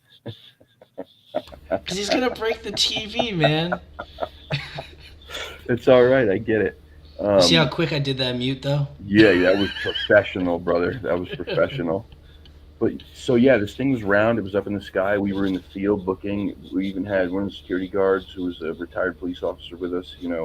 We called the police because it just was just so weird, and it looked like it was emanating light from the inside, like not like there were lights on the outside, but it looked like it was just kind of like emanating light from the inside. But the light would change colors: amber, blue, purple, green, yellow, white, and when it moved almost instantly. So it was like here, and then it's over here, then it's over there.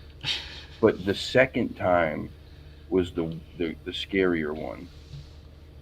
It was me and a friend. We were driving around. We were possibly maybe puffing something, what teenagers do, or adults, you know, Teach their own. and teach their own. And so we were coming around a corner like this, and right where that corner turns, there's a couple houses. Right behind those houses is the ocean. There's a beach and there's the ocean, and you could see it. And I'm talking low, so low and so big, and I immediately got like terrified. Like felt so absolutely terrified. And I didn't have that feeling when we saw that thing in the field. Not at all. But this, for whatever reason, it was instant terror. And press the gas, get out of there now. And I, I thought about, because Travis Walton, obviously, and some of these other stories, I had thought about, man, how would you deal with something like that? Because it seems to be one of the most terrifying, horrifying things that could ever happen to somebody. Well,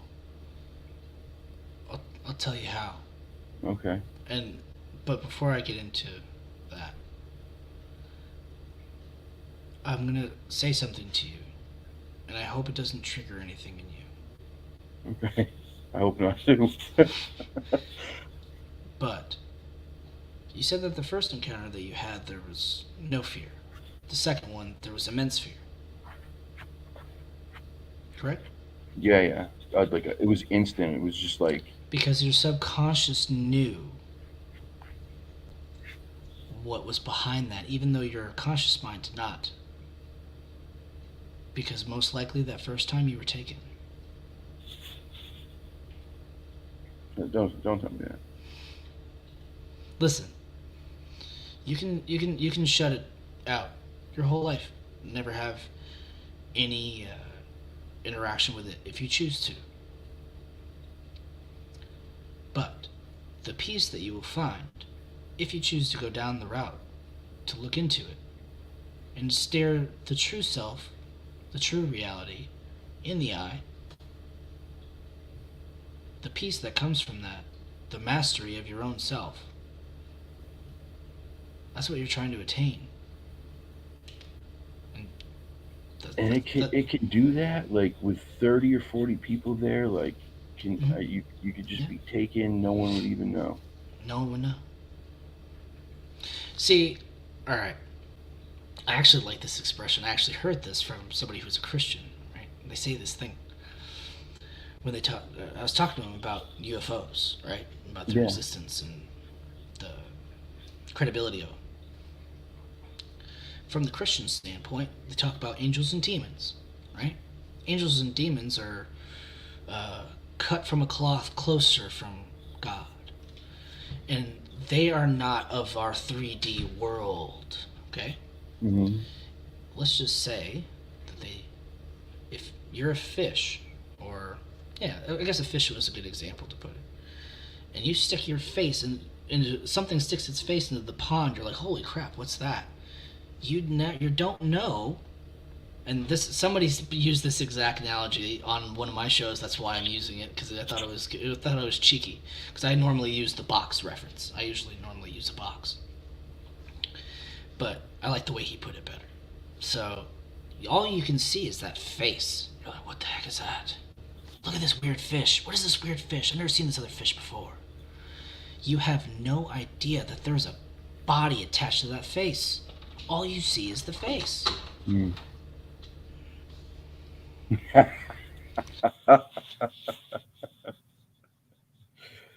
Oh, Kitty's getting in trouble tonight, boy. What is it with the bad cats tonight? Is it a full moon? Actually, it might be. It's big. If it's not It's full, big. it's pretty close because I was out there earlier and I took some Come here. pictures. All right, come It here. was pretty You crazy. just want some love. Of course. Ow, ow, ow. Oh. Yeah, so you have no if so you're that fish has no idea that there's a body attached to that face. It just looks like some strange fish you've never seen before. You have no idea what's on the other side. No frame of reference. You have no frame of reference. So to even now, from what I understand, all right, you got some love. Now, can you go? Wait a we're minute. getting- Your cat's name is Kylo? Yeah, it's Kylo, and my dog's name is Mando, like the Mandalorian. Dude, we were meant to be friends. Just saying. Why? Just saying. Anyway, finish, please. So there's no there's no reference, right? We don't understand. We can't understand it. Us as fish have no frame of reference, no idea what could possibly be on the other side of the pond, right? Like, the only thing that we can try, like, that's why I think a lot of times as humans, like, we attribute, like, oh, what we don't understand, like, we call it a coincidence or godowance or something that, like it's, oh, it's like, it's God, it's a miracle, oh, it's there's so many different names. Oh my God. All right, excuse me for a moment. I gotta throw him in a room. Take care of it. Being bad. Kylo, man. That's crazy. Cats are menaces. They really are. They could be the greatest thing ever, and then if they want to be, they can be total dicks. Excuse my language, but they can be. We have 3 here, and they all have totally different personalities. Hope is the female. She's the leader of the pack. She's the queen, and she's a biatch to just about everybody. But she's my baby girl. She's sleeping right in front of the computer right now. I wish I could show you. Um, and then we have Otis and Ollie, who are brothers. Ollie was the one trying to eat my cords earlier, who is such a sweet cat, but he, when he wants to be a dick, he's a dick. And then Otis is never a dick. He's just constantly sweet all the time. Never gets in trouble, never knocks anything over, but the only person he comes near is me. Won't go near anybody else. Guys, I'm sorry. Like, he's Don't a menace. apologize. He's a menace, man. Like, I could sit here. We could have an entire podcast about how I feel about that cat and the things that cat does. But anyway, it's a cat and they're animals, But like I said, man, every time I do podcasts, he's like, whoa, because you know what I'm doing right now? You know what we're both doing right now? We're elevating our frequency right now. We're talking about the. You can feel it in the air. I don't know if you can feel it. Can you feel it? I feel it. Absolutely, I feel it. It's so funny you say that though, because Ollie was going crazy. Otis was just over here, like at the window, like, and acting weird, and he's never like that. He's very mellow. Because we're making a connection right now, man. This is what happens when there's peace, love, and harmony on a podcast. Pretty awesome. It is, right? It is. There's nothing like it. There's nothing like it in the world. Pretty awesome. But yeah, man, like there's no frame of reference. So, who really can say what they're capable of, right? We can't. We just can't. it's not something that we can quantify, right? It's not something we can quantify unless we have people willing to try and actually quantify it. And I think that's one of the things that kind of freaked Kyle out, because I said coming up soon, sometime either this fall or beginning of next year, I'm going to be trying to do an experiment. Oh, Jesus.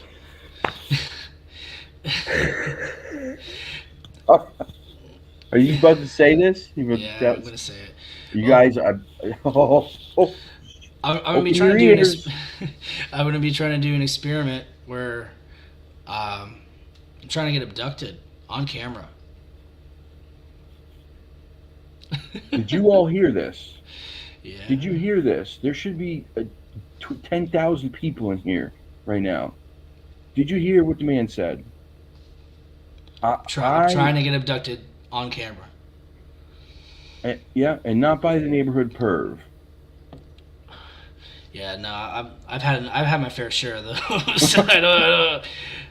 They've been taking me for a ride a couple times.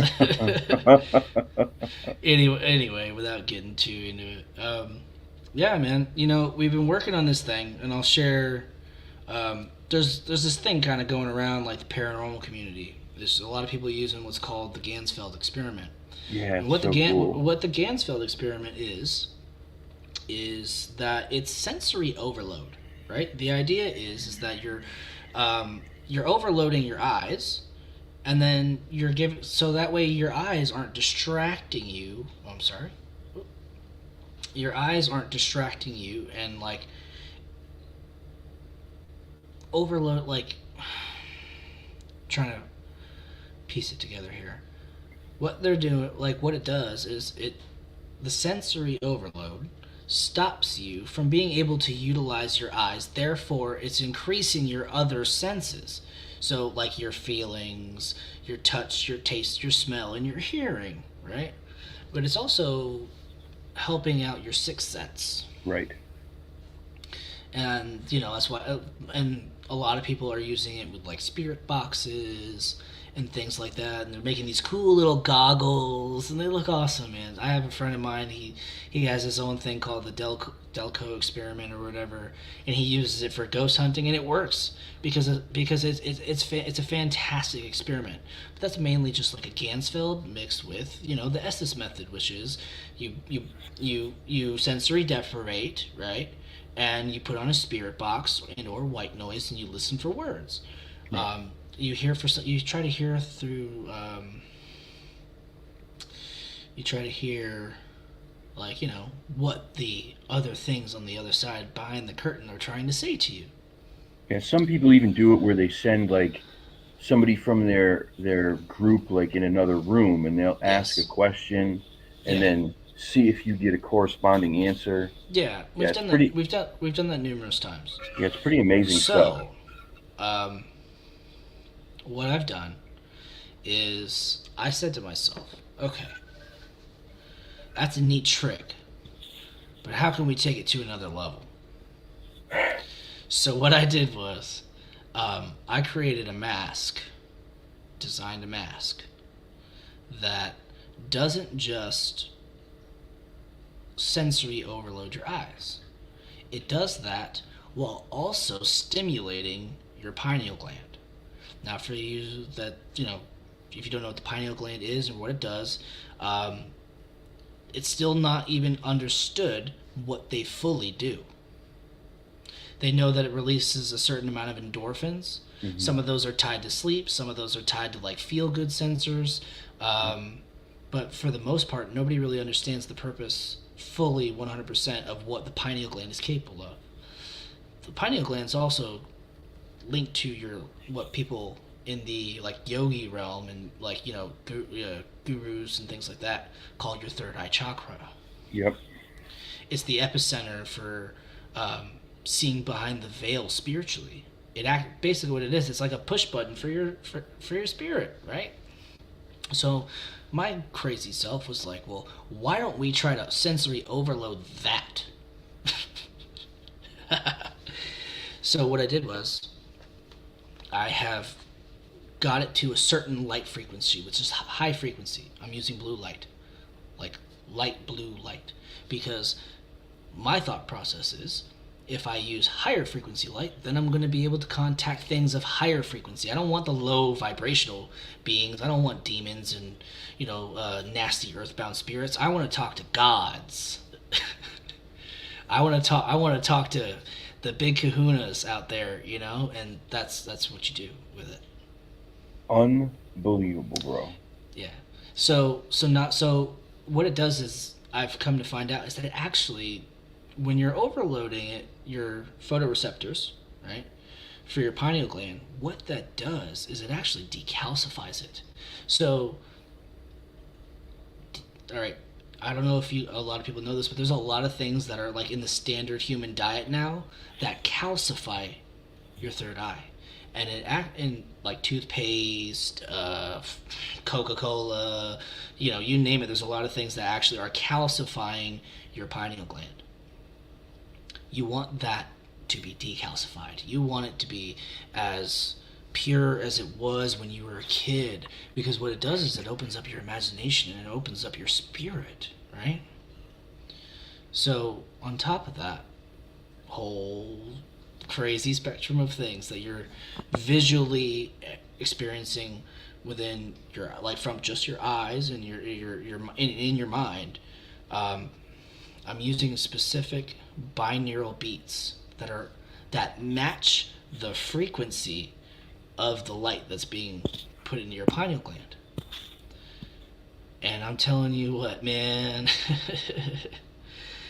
Ooh. Have you've been practicing this? So you've been doing trial runs with this? Oh yeah, I've been doing it for months now. And what's it feel like? It feels, honestly, I'm really glad that I switched from red to blue light. Okay. Red light was nasty, and I say nasty because of what can happen because of it, right? So, to share a little bit of story that I know that this is having some sort of effect on what we're trying to do here, and why I think that it is a practical application for what I'm going to try to do further with it, is that, all right, on every single experiment, something crazy has happened. The very first experiment, I did it alone in my bathtub, which is probably not a good idea, but I did it anyway. And I have I recorded it on video the entire way. And I'm sitting there just lost in it, man. Like, lost in it. Because what it does is it allows you to access, like, the universal consciousness, man. Like, you go to the stars. Go to the stars. And mind you, I was completely sober for the whole thing, so you can't tell me that I didn't experience what I experienced in my whole mind. Right. Wow. Right? And I've had other people try it and have also had crazy experiences on it too, right? But anyway, so that particular first time, something physically took my camera and moved it like this and moved it back. It was crazy. Yeah, man, it was wild. I didn't even know that for months. I was sending somebody the footage because I was telling them about the experiments and stuff. And I was sending them some of the footage. And I was going through it, right, for the first time, because me, I'm so like freaking behind. I have met some of my guides actually. Yes. Yeah, so have I. So I'm sitting there going through the footage and I'm watching. I'm like, what was that? And I freaking replayed it. I'm like, oh my god, I didn't even know I had this. This is fantastic. Those little freaking Easter eggs, man, they're awesome. I love it. So the one that got the most insane, right, was our first field test. Well, actually, no. Our third field test. Because the first two field tests that we had with it, we ended up having a conversation with this crazy being that was giving us a specific frequency it wanted us to use, and it was like telling us that it was I had it was actually my mom. She was the one wearing the goggles, and I was asking the questions. And it was crazy. It was telling us that it wanted us to like go to the door, and we were gonna like like it wanted me to use this specific frequency so that way we could let it out and stuff. It was really weird. It was really weird, but I did not do it. I don't plan on doing it. Just to throw it out there. I don't tangle with stuff like that. If I get a good vibe that it's bad, like I don't mess with it. What do you do? Is it, you think it was a demon? You think it was a? I think it was just a freaking extraterrestrial that's some trap somewhere. It can communicate through the frequencies that we were at, those low vibrational frequencies. Yeah, I think people don't. I don't think a lot of people understand like who. If you're not familiar with the paranormal and stuff, the thought is that, and it's not just paranormal, extraterrestrial too, I guess. But like with within the paranormal field, the thought is that these spirits or whatever it is um, can communicate over like white noise on All right. So radio I can frequencies. actually explain that for you if Yeah, you'd like. please. Yeah, So, what is frequency? Frequency is a wavelength, right? right. It's particles that are matching that frequency, right? The frequency is what we measure the wavelength is, right? It's atom, it's light, it's sound, it's matter that's moving through at a specific wavelength that we just can't see with our physical eyes. Right. Just like we're breathing air right now, and there's tons of oxygen molecules bouncing back and forth, and we don't even know it, you know?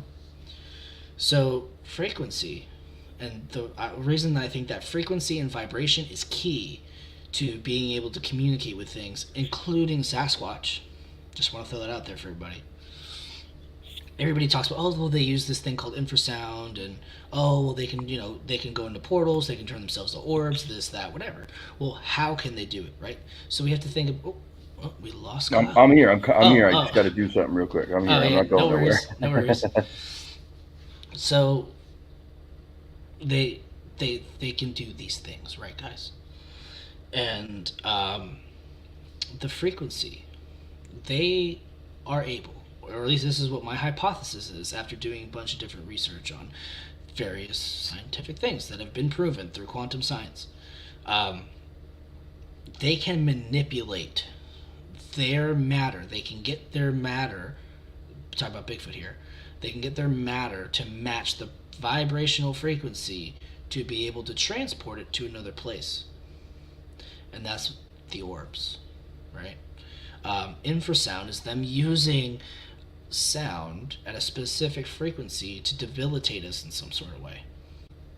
Um, I, I believe that all these different things that can manipulate energy on that level, extraterrestrials, cryptids, spirits, whatever, matter's neither created nor destroyed, right? So when somebody dies in the paranormal aspect, where does their matter go?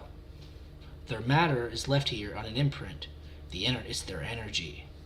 Now, some people would like to believe that the spirits immediately go to heaven or hell or whatever. And listen, you can believe that all you want, but I definitely think that there's some spirits around. There definitely And are. they get trapped here. So 100%. so how do we quantify that? Right? Well, there has to be, if you look at paranormal investigators and the technologies that they use, what do they manipulate the most? Well, they manipulate electronics. They leave EVPs electronically. They electronic voice phenomena. Yep. They're manipulating matter. They're manipulating energy to be able to communicate one way or another. So, this cup on my desk, it has matter that has the potential for movement. All it needs is a push, right? It's solid state matter that just needs a push. On the other side, there's, it requires a lot more energy to push something here on the three-dimensional realm. But even that cup that's not moving has its own frequency. Everything in the universe has frequency because everything has molecules, like we talked about earlier, that are all vibrating at a specific frequency and a specific harmony, right? So all they have to do is be able to lock in to that vibrational frequency, and they can find you anywhere, anytime. They can come to you, you can come to them, and that's how it works. That whole theory about the orbs, I've heard this before, but similar. People say that it's like them kind of remote viewing, when they send the orbs out. That they send these things and they're kind of seeing recon orbs. Well, yeah, think about it. basically. Well, so all right, so it's kind of like. Have you ever heard of something called scrying? No. It's an old, what would be considered witchcraft, pagan thing. There used to be people that they would have like called it like a seer or something, Hmm. depending on which religion or old civilization you want to look at. But what they would do is called scrying, which is they would use a bird, a deer, a hog, whatever, and they would look through its eyes to be able to view something else that's going on wherever that thing is. Well, what they're doing is they're just freaking locking in on that raven's frequency to be able to see what the raven sees. That's what the Bigfoot are doing with these recon orbs. I mean, they don't have to even do it with they don't even have to do it with the orbs. They can do it with any wildlife that's out there. They can, and I think that's one of the ways that they always are one step ahead. They Yeah, can see us way before we even get close enough to see them. absolutely. So we have all these things that science in particular likes to call myth and legend, but we have science that's actually able to. All right, Wi-Fi, for example. Yes, we can absolutely change our frequencies, and I think we change our frequencies by being more positive. Like you want to be at a higher vibration, start doing more positive things, do positive things in your life, help out that person, do that person's podcast, hold that door for that person, even when no one's looking. That's how Mm, you raise your that's how you raise your vibrational frequency. sure, And absolutely. another way too is through meditation. I meditate a lot. That was kind of what I was trying to touch on earlier with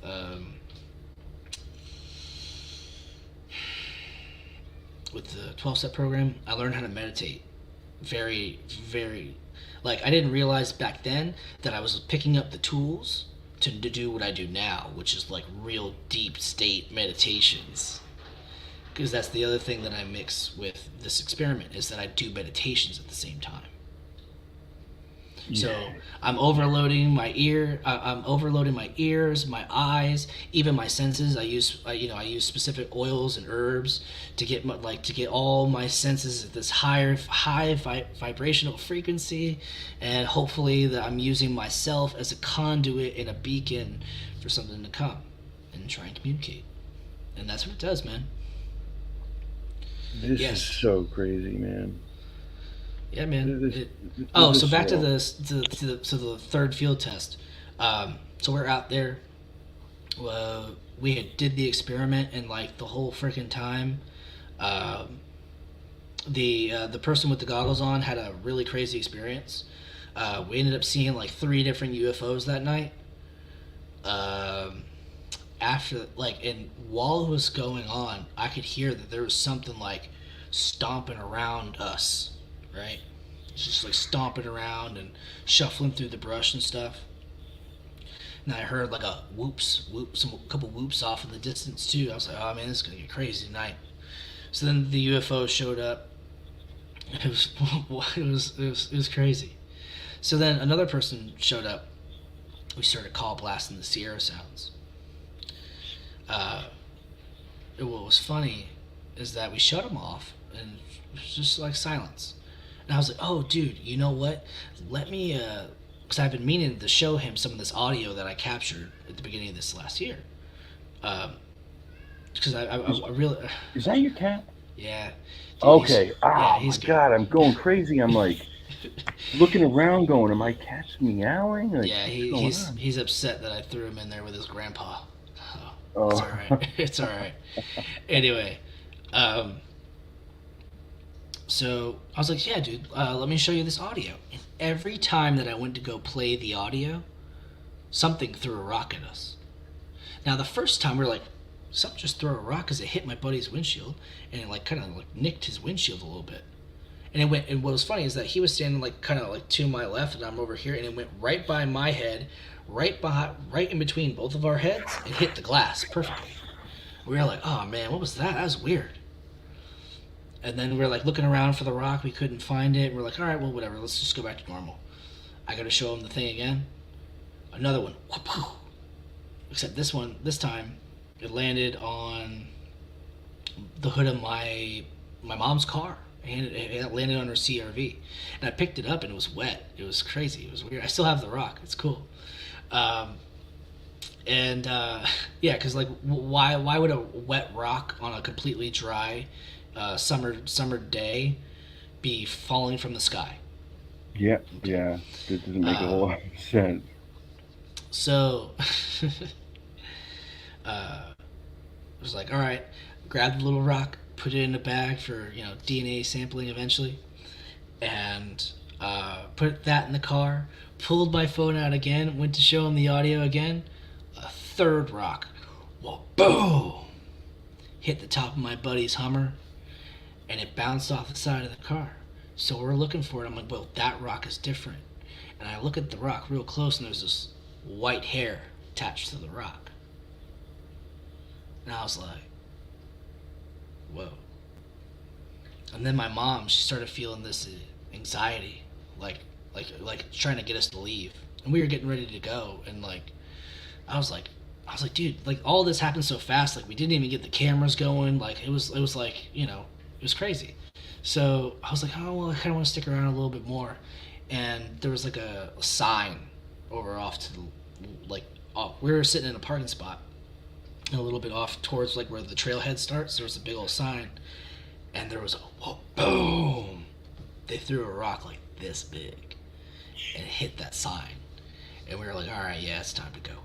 Time to go. Absolutely. Time to go.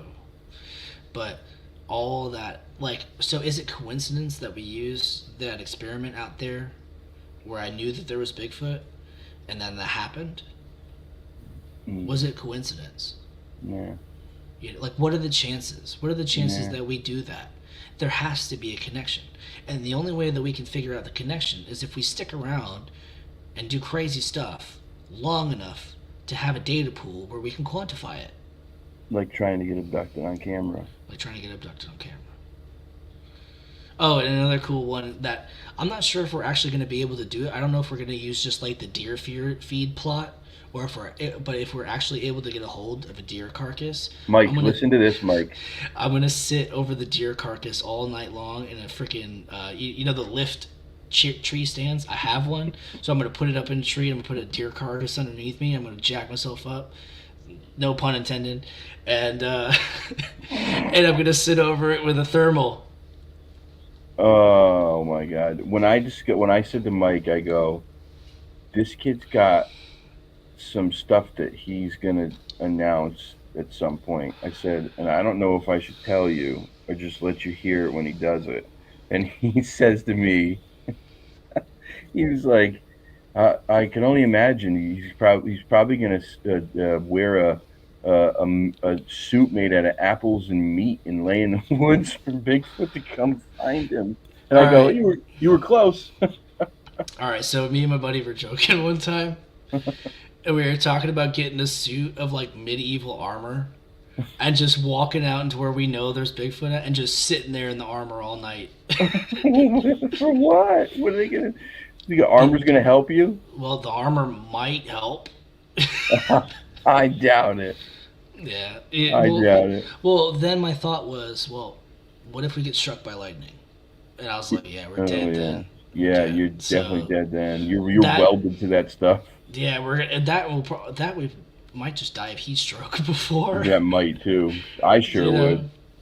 But listen, like the whole point of me doing this crazy stuff, like we did some crazy stuff at the beginning of this year. Okay.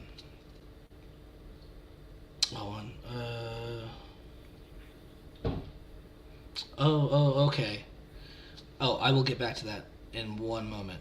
I will follow up on that. Just leave the comment up. I got it. Uh, You said the reason you do this crazy So the stuff. reason I'm doing this crazy stuff is because I don't know about you guys, but are you... All right, as much as I love the podcast scene, as much as I love the documentary scene, and hearing the stories and the experiences and stuff like that, we got to start trying to push the boundaries. We have because there's nothing you love more than when you hear that something's been found out, like for sure. Well, right? When there's a new discovery, when you've learned something new, those are the things that I'm like, oh, I'm waiting for that. For me, that's part of it, right? Look, my thing is, how many people, and this is my true drive for why I do what I do, how many people are sitting there at home listening to this stuff that would love to really go out there and try to experiment some things and experience these things, but they can't, right? So that's a good amount of like the fan base that can't do it anymore.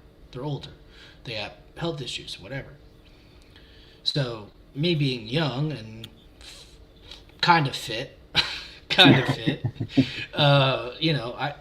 willing and able to do that, right?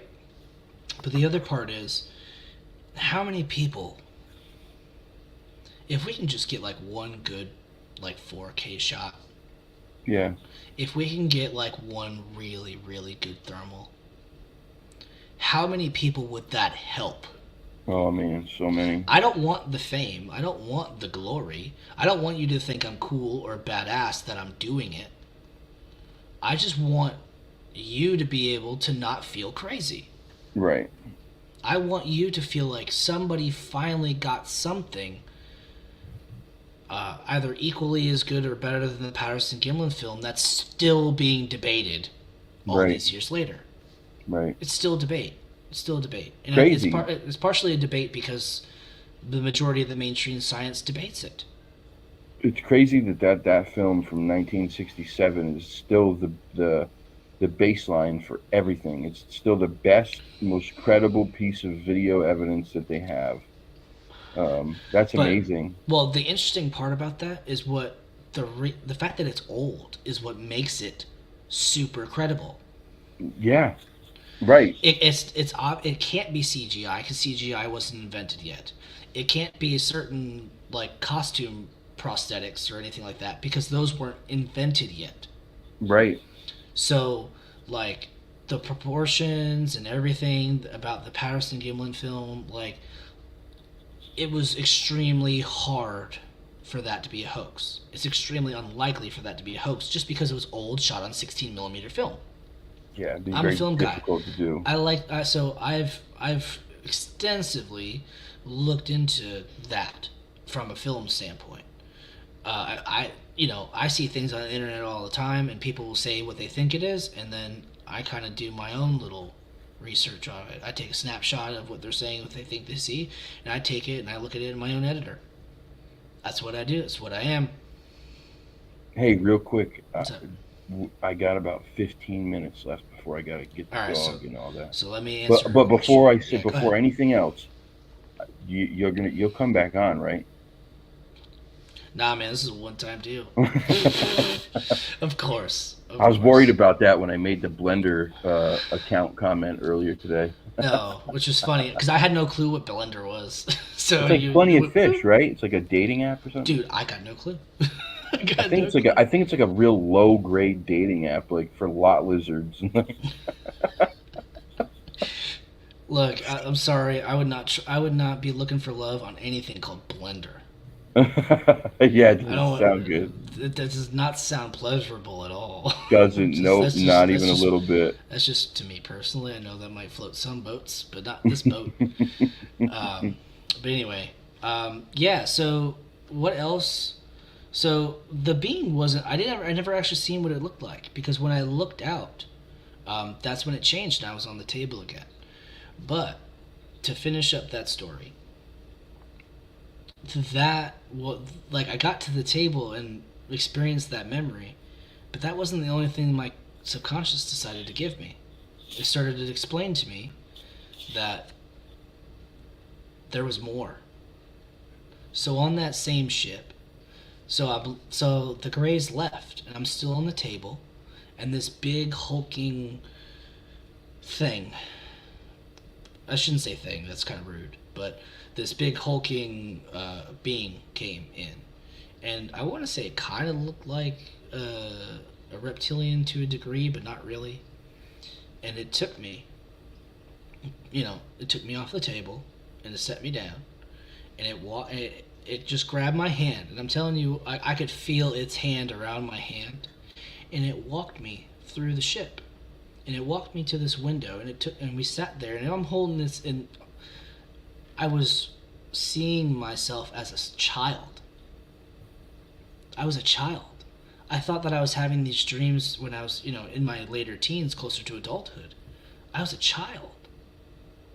And it's holding my hand, and it's just this giant, massive thing, and I'm looking up at it, and I look out, because it brought me to this window, and it was just the expanse of the galaxy. There wasn't Earth out there. It was just black and stars and nebula out there.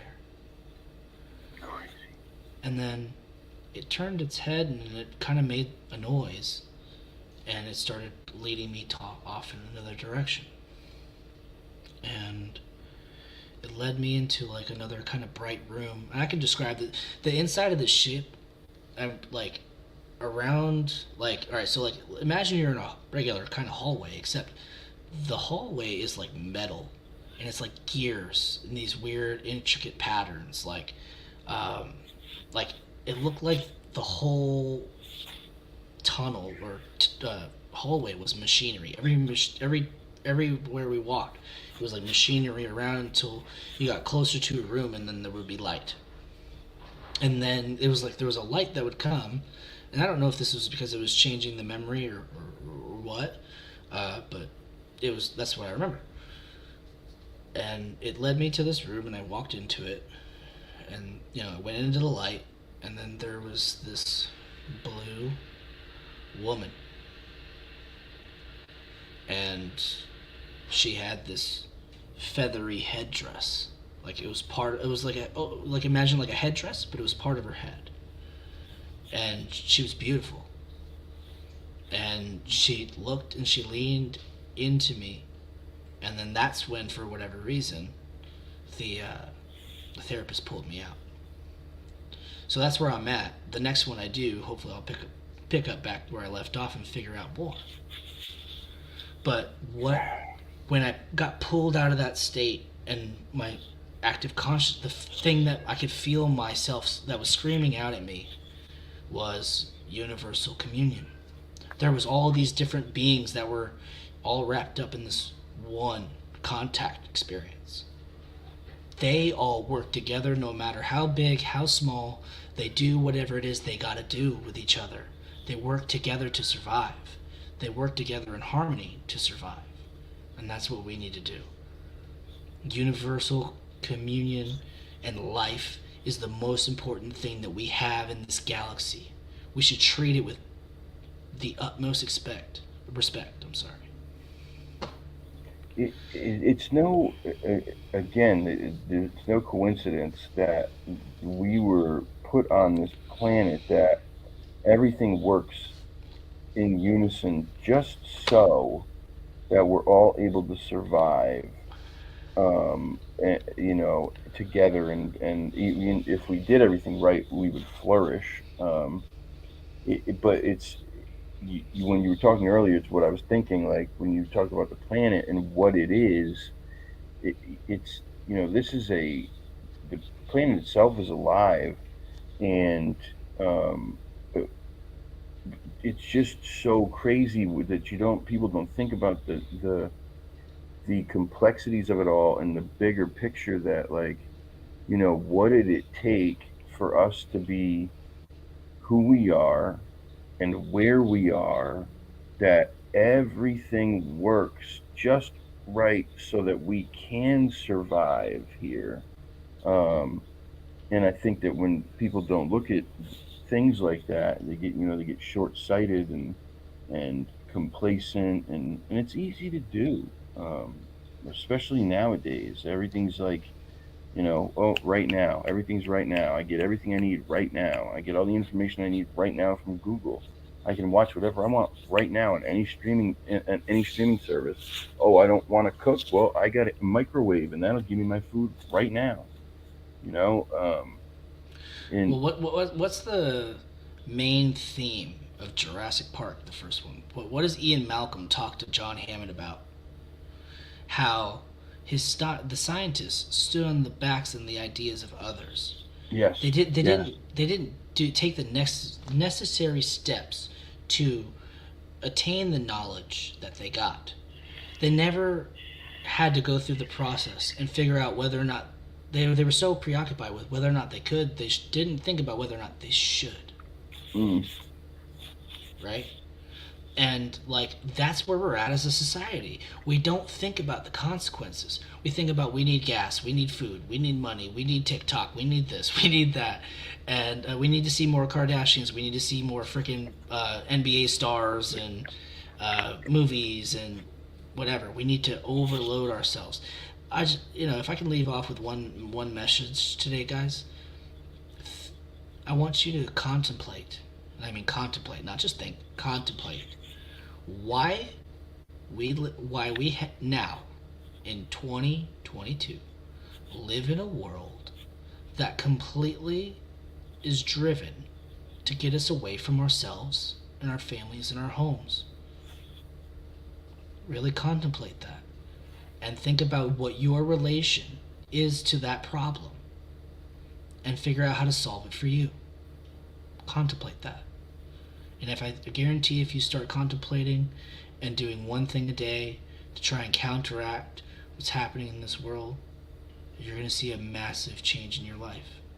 And I think that if we can get at least, I don't know, 10 people to start doing that, and then they spread it to another 10 people, maybe in another 5 years, we'll be in a different world. it's yeah, it's a wonderful thing to hope for and think, and it's achievable. Just you have to get people on board, man. And Yeah. sometimes I worry that the powers that be have just so much influence. They don't have to. I know they don't. We give them our power. I know they don't. And if it's going to come from anywhere, it's going to come from a community like this one, where people aren't afraid to think for themselves, where they're not afraid to question everything, where they're not afraid to go look for the truth, because Absolutely. they'll lie to you, until the cows come home, just to fulfill their agendas. The people who don't see that are sadly going to be the ones who, suffer the most. But I've known it since I was young. I knew there was so much more to everything that, like, we weren't being told. Just made sense. It didn't make sense to me that, like, everything was so cut and dry. Like, oh, this is it. Here you go. Take it or leave it. Well, I'd rather Hmm. leave it. Yeah. I'd rather leave it. Well, listen, I this was incredible. I'm telling you right now, I'm so like the way that this all unfolded on here, especially in the beginning. It blew my mind. It's blown my mind. I talked about this a little bit with a couple other people. People tried to tell me like these things happened because they were supposed to happen that way. You were supposed to do this, and I kept kind of going, yeah, all right, yeah, all right, sure. But when, like, I knew when I started talking to Mike, there was something different going on. There just was. And then when we shared a couple things with each other, and then like we had these things in common that most people wouldn't have in common, I'm going, all right, this is getting a little weird. Then they come on, have you on tonight, and again, it's these things that we have in common that we've gone through that I I understand certain, a lot of people go through stuff, but just the way it all unfolded and happened, it's just crazy to me. It's so crazy. Like, I had goosebumps for I don't even know how long. Like I just kept getting chills. It's nuts. It And I cried is. again. I cried again. There's nothing wrong with crying, man. There's No, I nothing wrong know. with I'm good. I'm good. I don't crying. care. I'm good.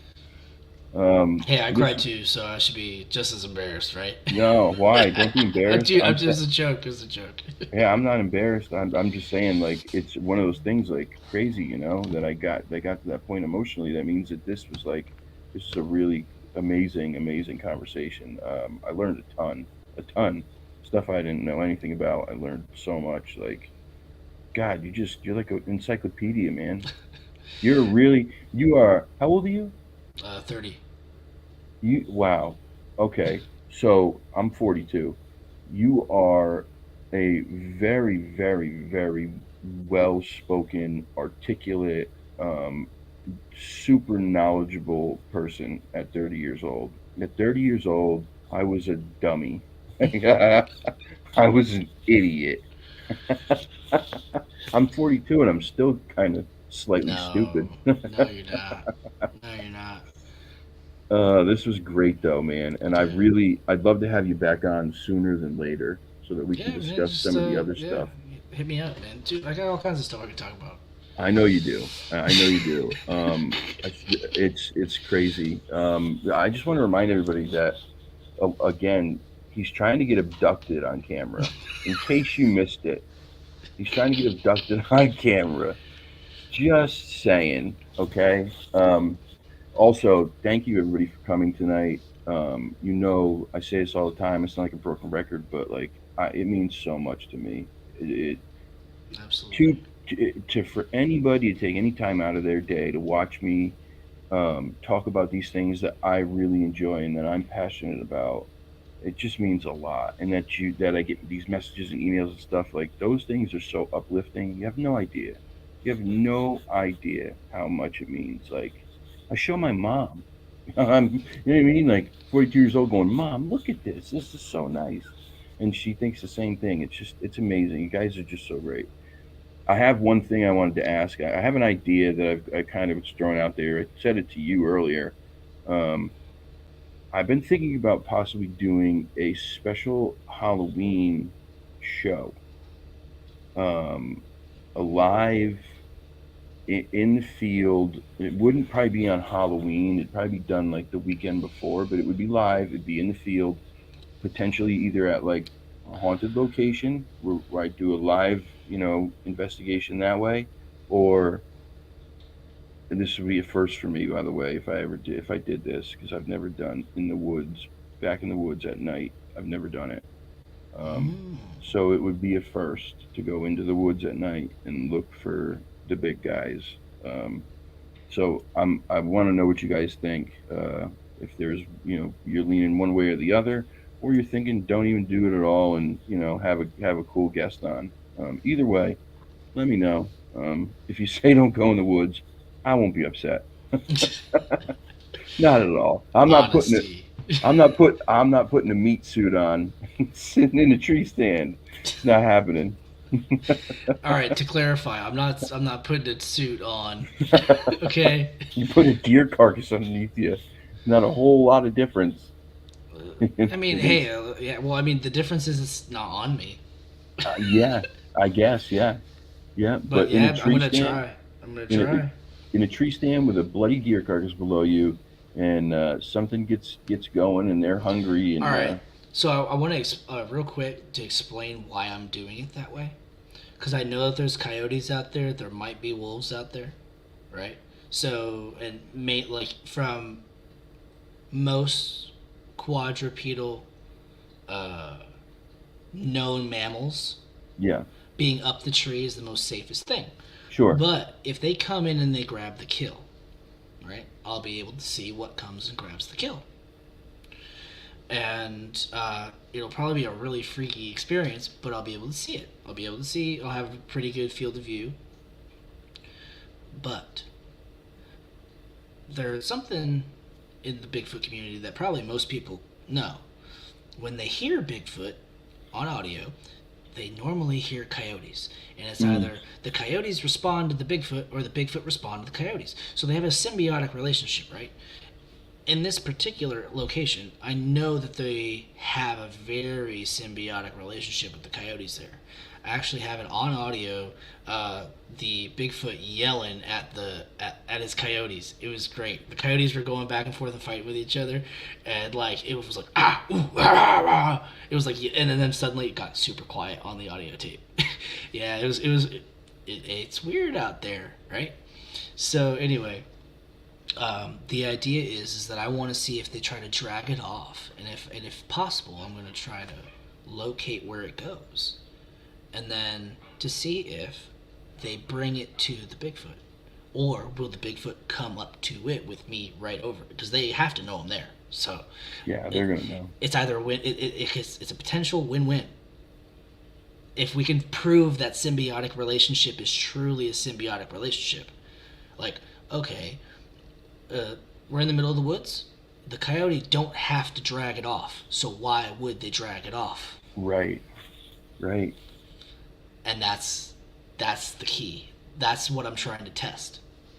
See, this is what I mean, man. You're light years ahead of what your age is. Just the way that you're approaching these things and thinking, and the fact that you got the balls to do it.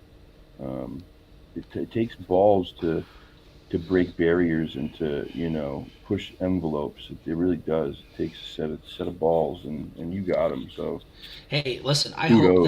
that if somebody wants to listen to what I said and they want to try and adapt it in their own sort of way and they can get something from it, I hope. I'm not one of those people that do investigations and I'm like, oh, it's all going to be hush hush and I'm not going to share what I find and I'm not going to share what my ideas are because I'm afraid people are going to try and take it. It's not me. I want you to take it. I want you to take it and I want you to get something out of it. Because guess what? If you take what I said and be like, oh man, I heard this thing in the podcast, let me try it. You go out there and try it and you get that 4K, you got that 4K because of me. Which means Yeah. that what I did mattered, what I said mattered, my ideas mattered, my passion mattered. And Yep. that's all it takes is one podcast. Awesome. So, That's all awesome. right, man. We can call it. Thank you, Matt from Supernatural Spectrum. Guys, please check out his channel. We had it linked in here earlier. It'll be in the description of the video. His bio's there. And that's a super dope thumbnail. I need to get somebody to make me one like that. I can make one Um, like that for you. really? Oh, yeah, I do that for people. Yeah. Oh yeah, that's right. Yeah, you said that. Yeah, I forgot about that. Real quick, Yeah. shameless plug for my mom. Go check out my mom's channel too, man. She Mm, actually has some really cool guests on and stuff. It's called the Nana Boss Continuum. If you go to my channel and then you look at like I forget what it's called, but like the people the channels that I push out and subscribe, she's on there. You can click on her link from my channel, and then go give her a sub. She's very close to 500, just like this guy. If you have not subscribed to Kyle, if you have not subscribed to Nana, please do, man. That community tab is so important. mm. Like, share, comment, and subscribe. Yes, please, guys, please. Doesn't cost anything, and it Nothing. helps It's us. totally free. Helps us a lot, a Yeah. lot. All Every right, sub guys. matters. Every sub matters. That's right. That's right. Because it helps the channels. Period. That's what it does. Yep. Um, thank you again. This is wonderful. We're gonna talk. I'm gonna get you back on soon, man. Absolutely. I got dates open. So, but anyway, yeah. Thank you Yeah, man. everybody Hit for me up. coming. Anytime. Thank you for coming. Thank you guys for being here. And I would say keep an eye out maybe tomorrow for that special secret interview. Maybe. I don't know. Cool. We'll see. We'll see. Anyway, guys, have a good night. I love you all. Thanks. Peace.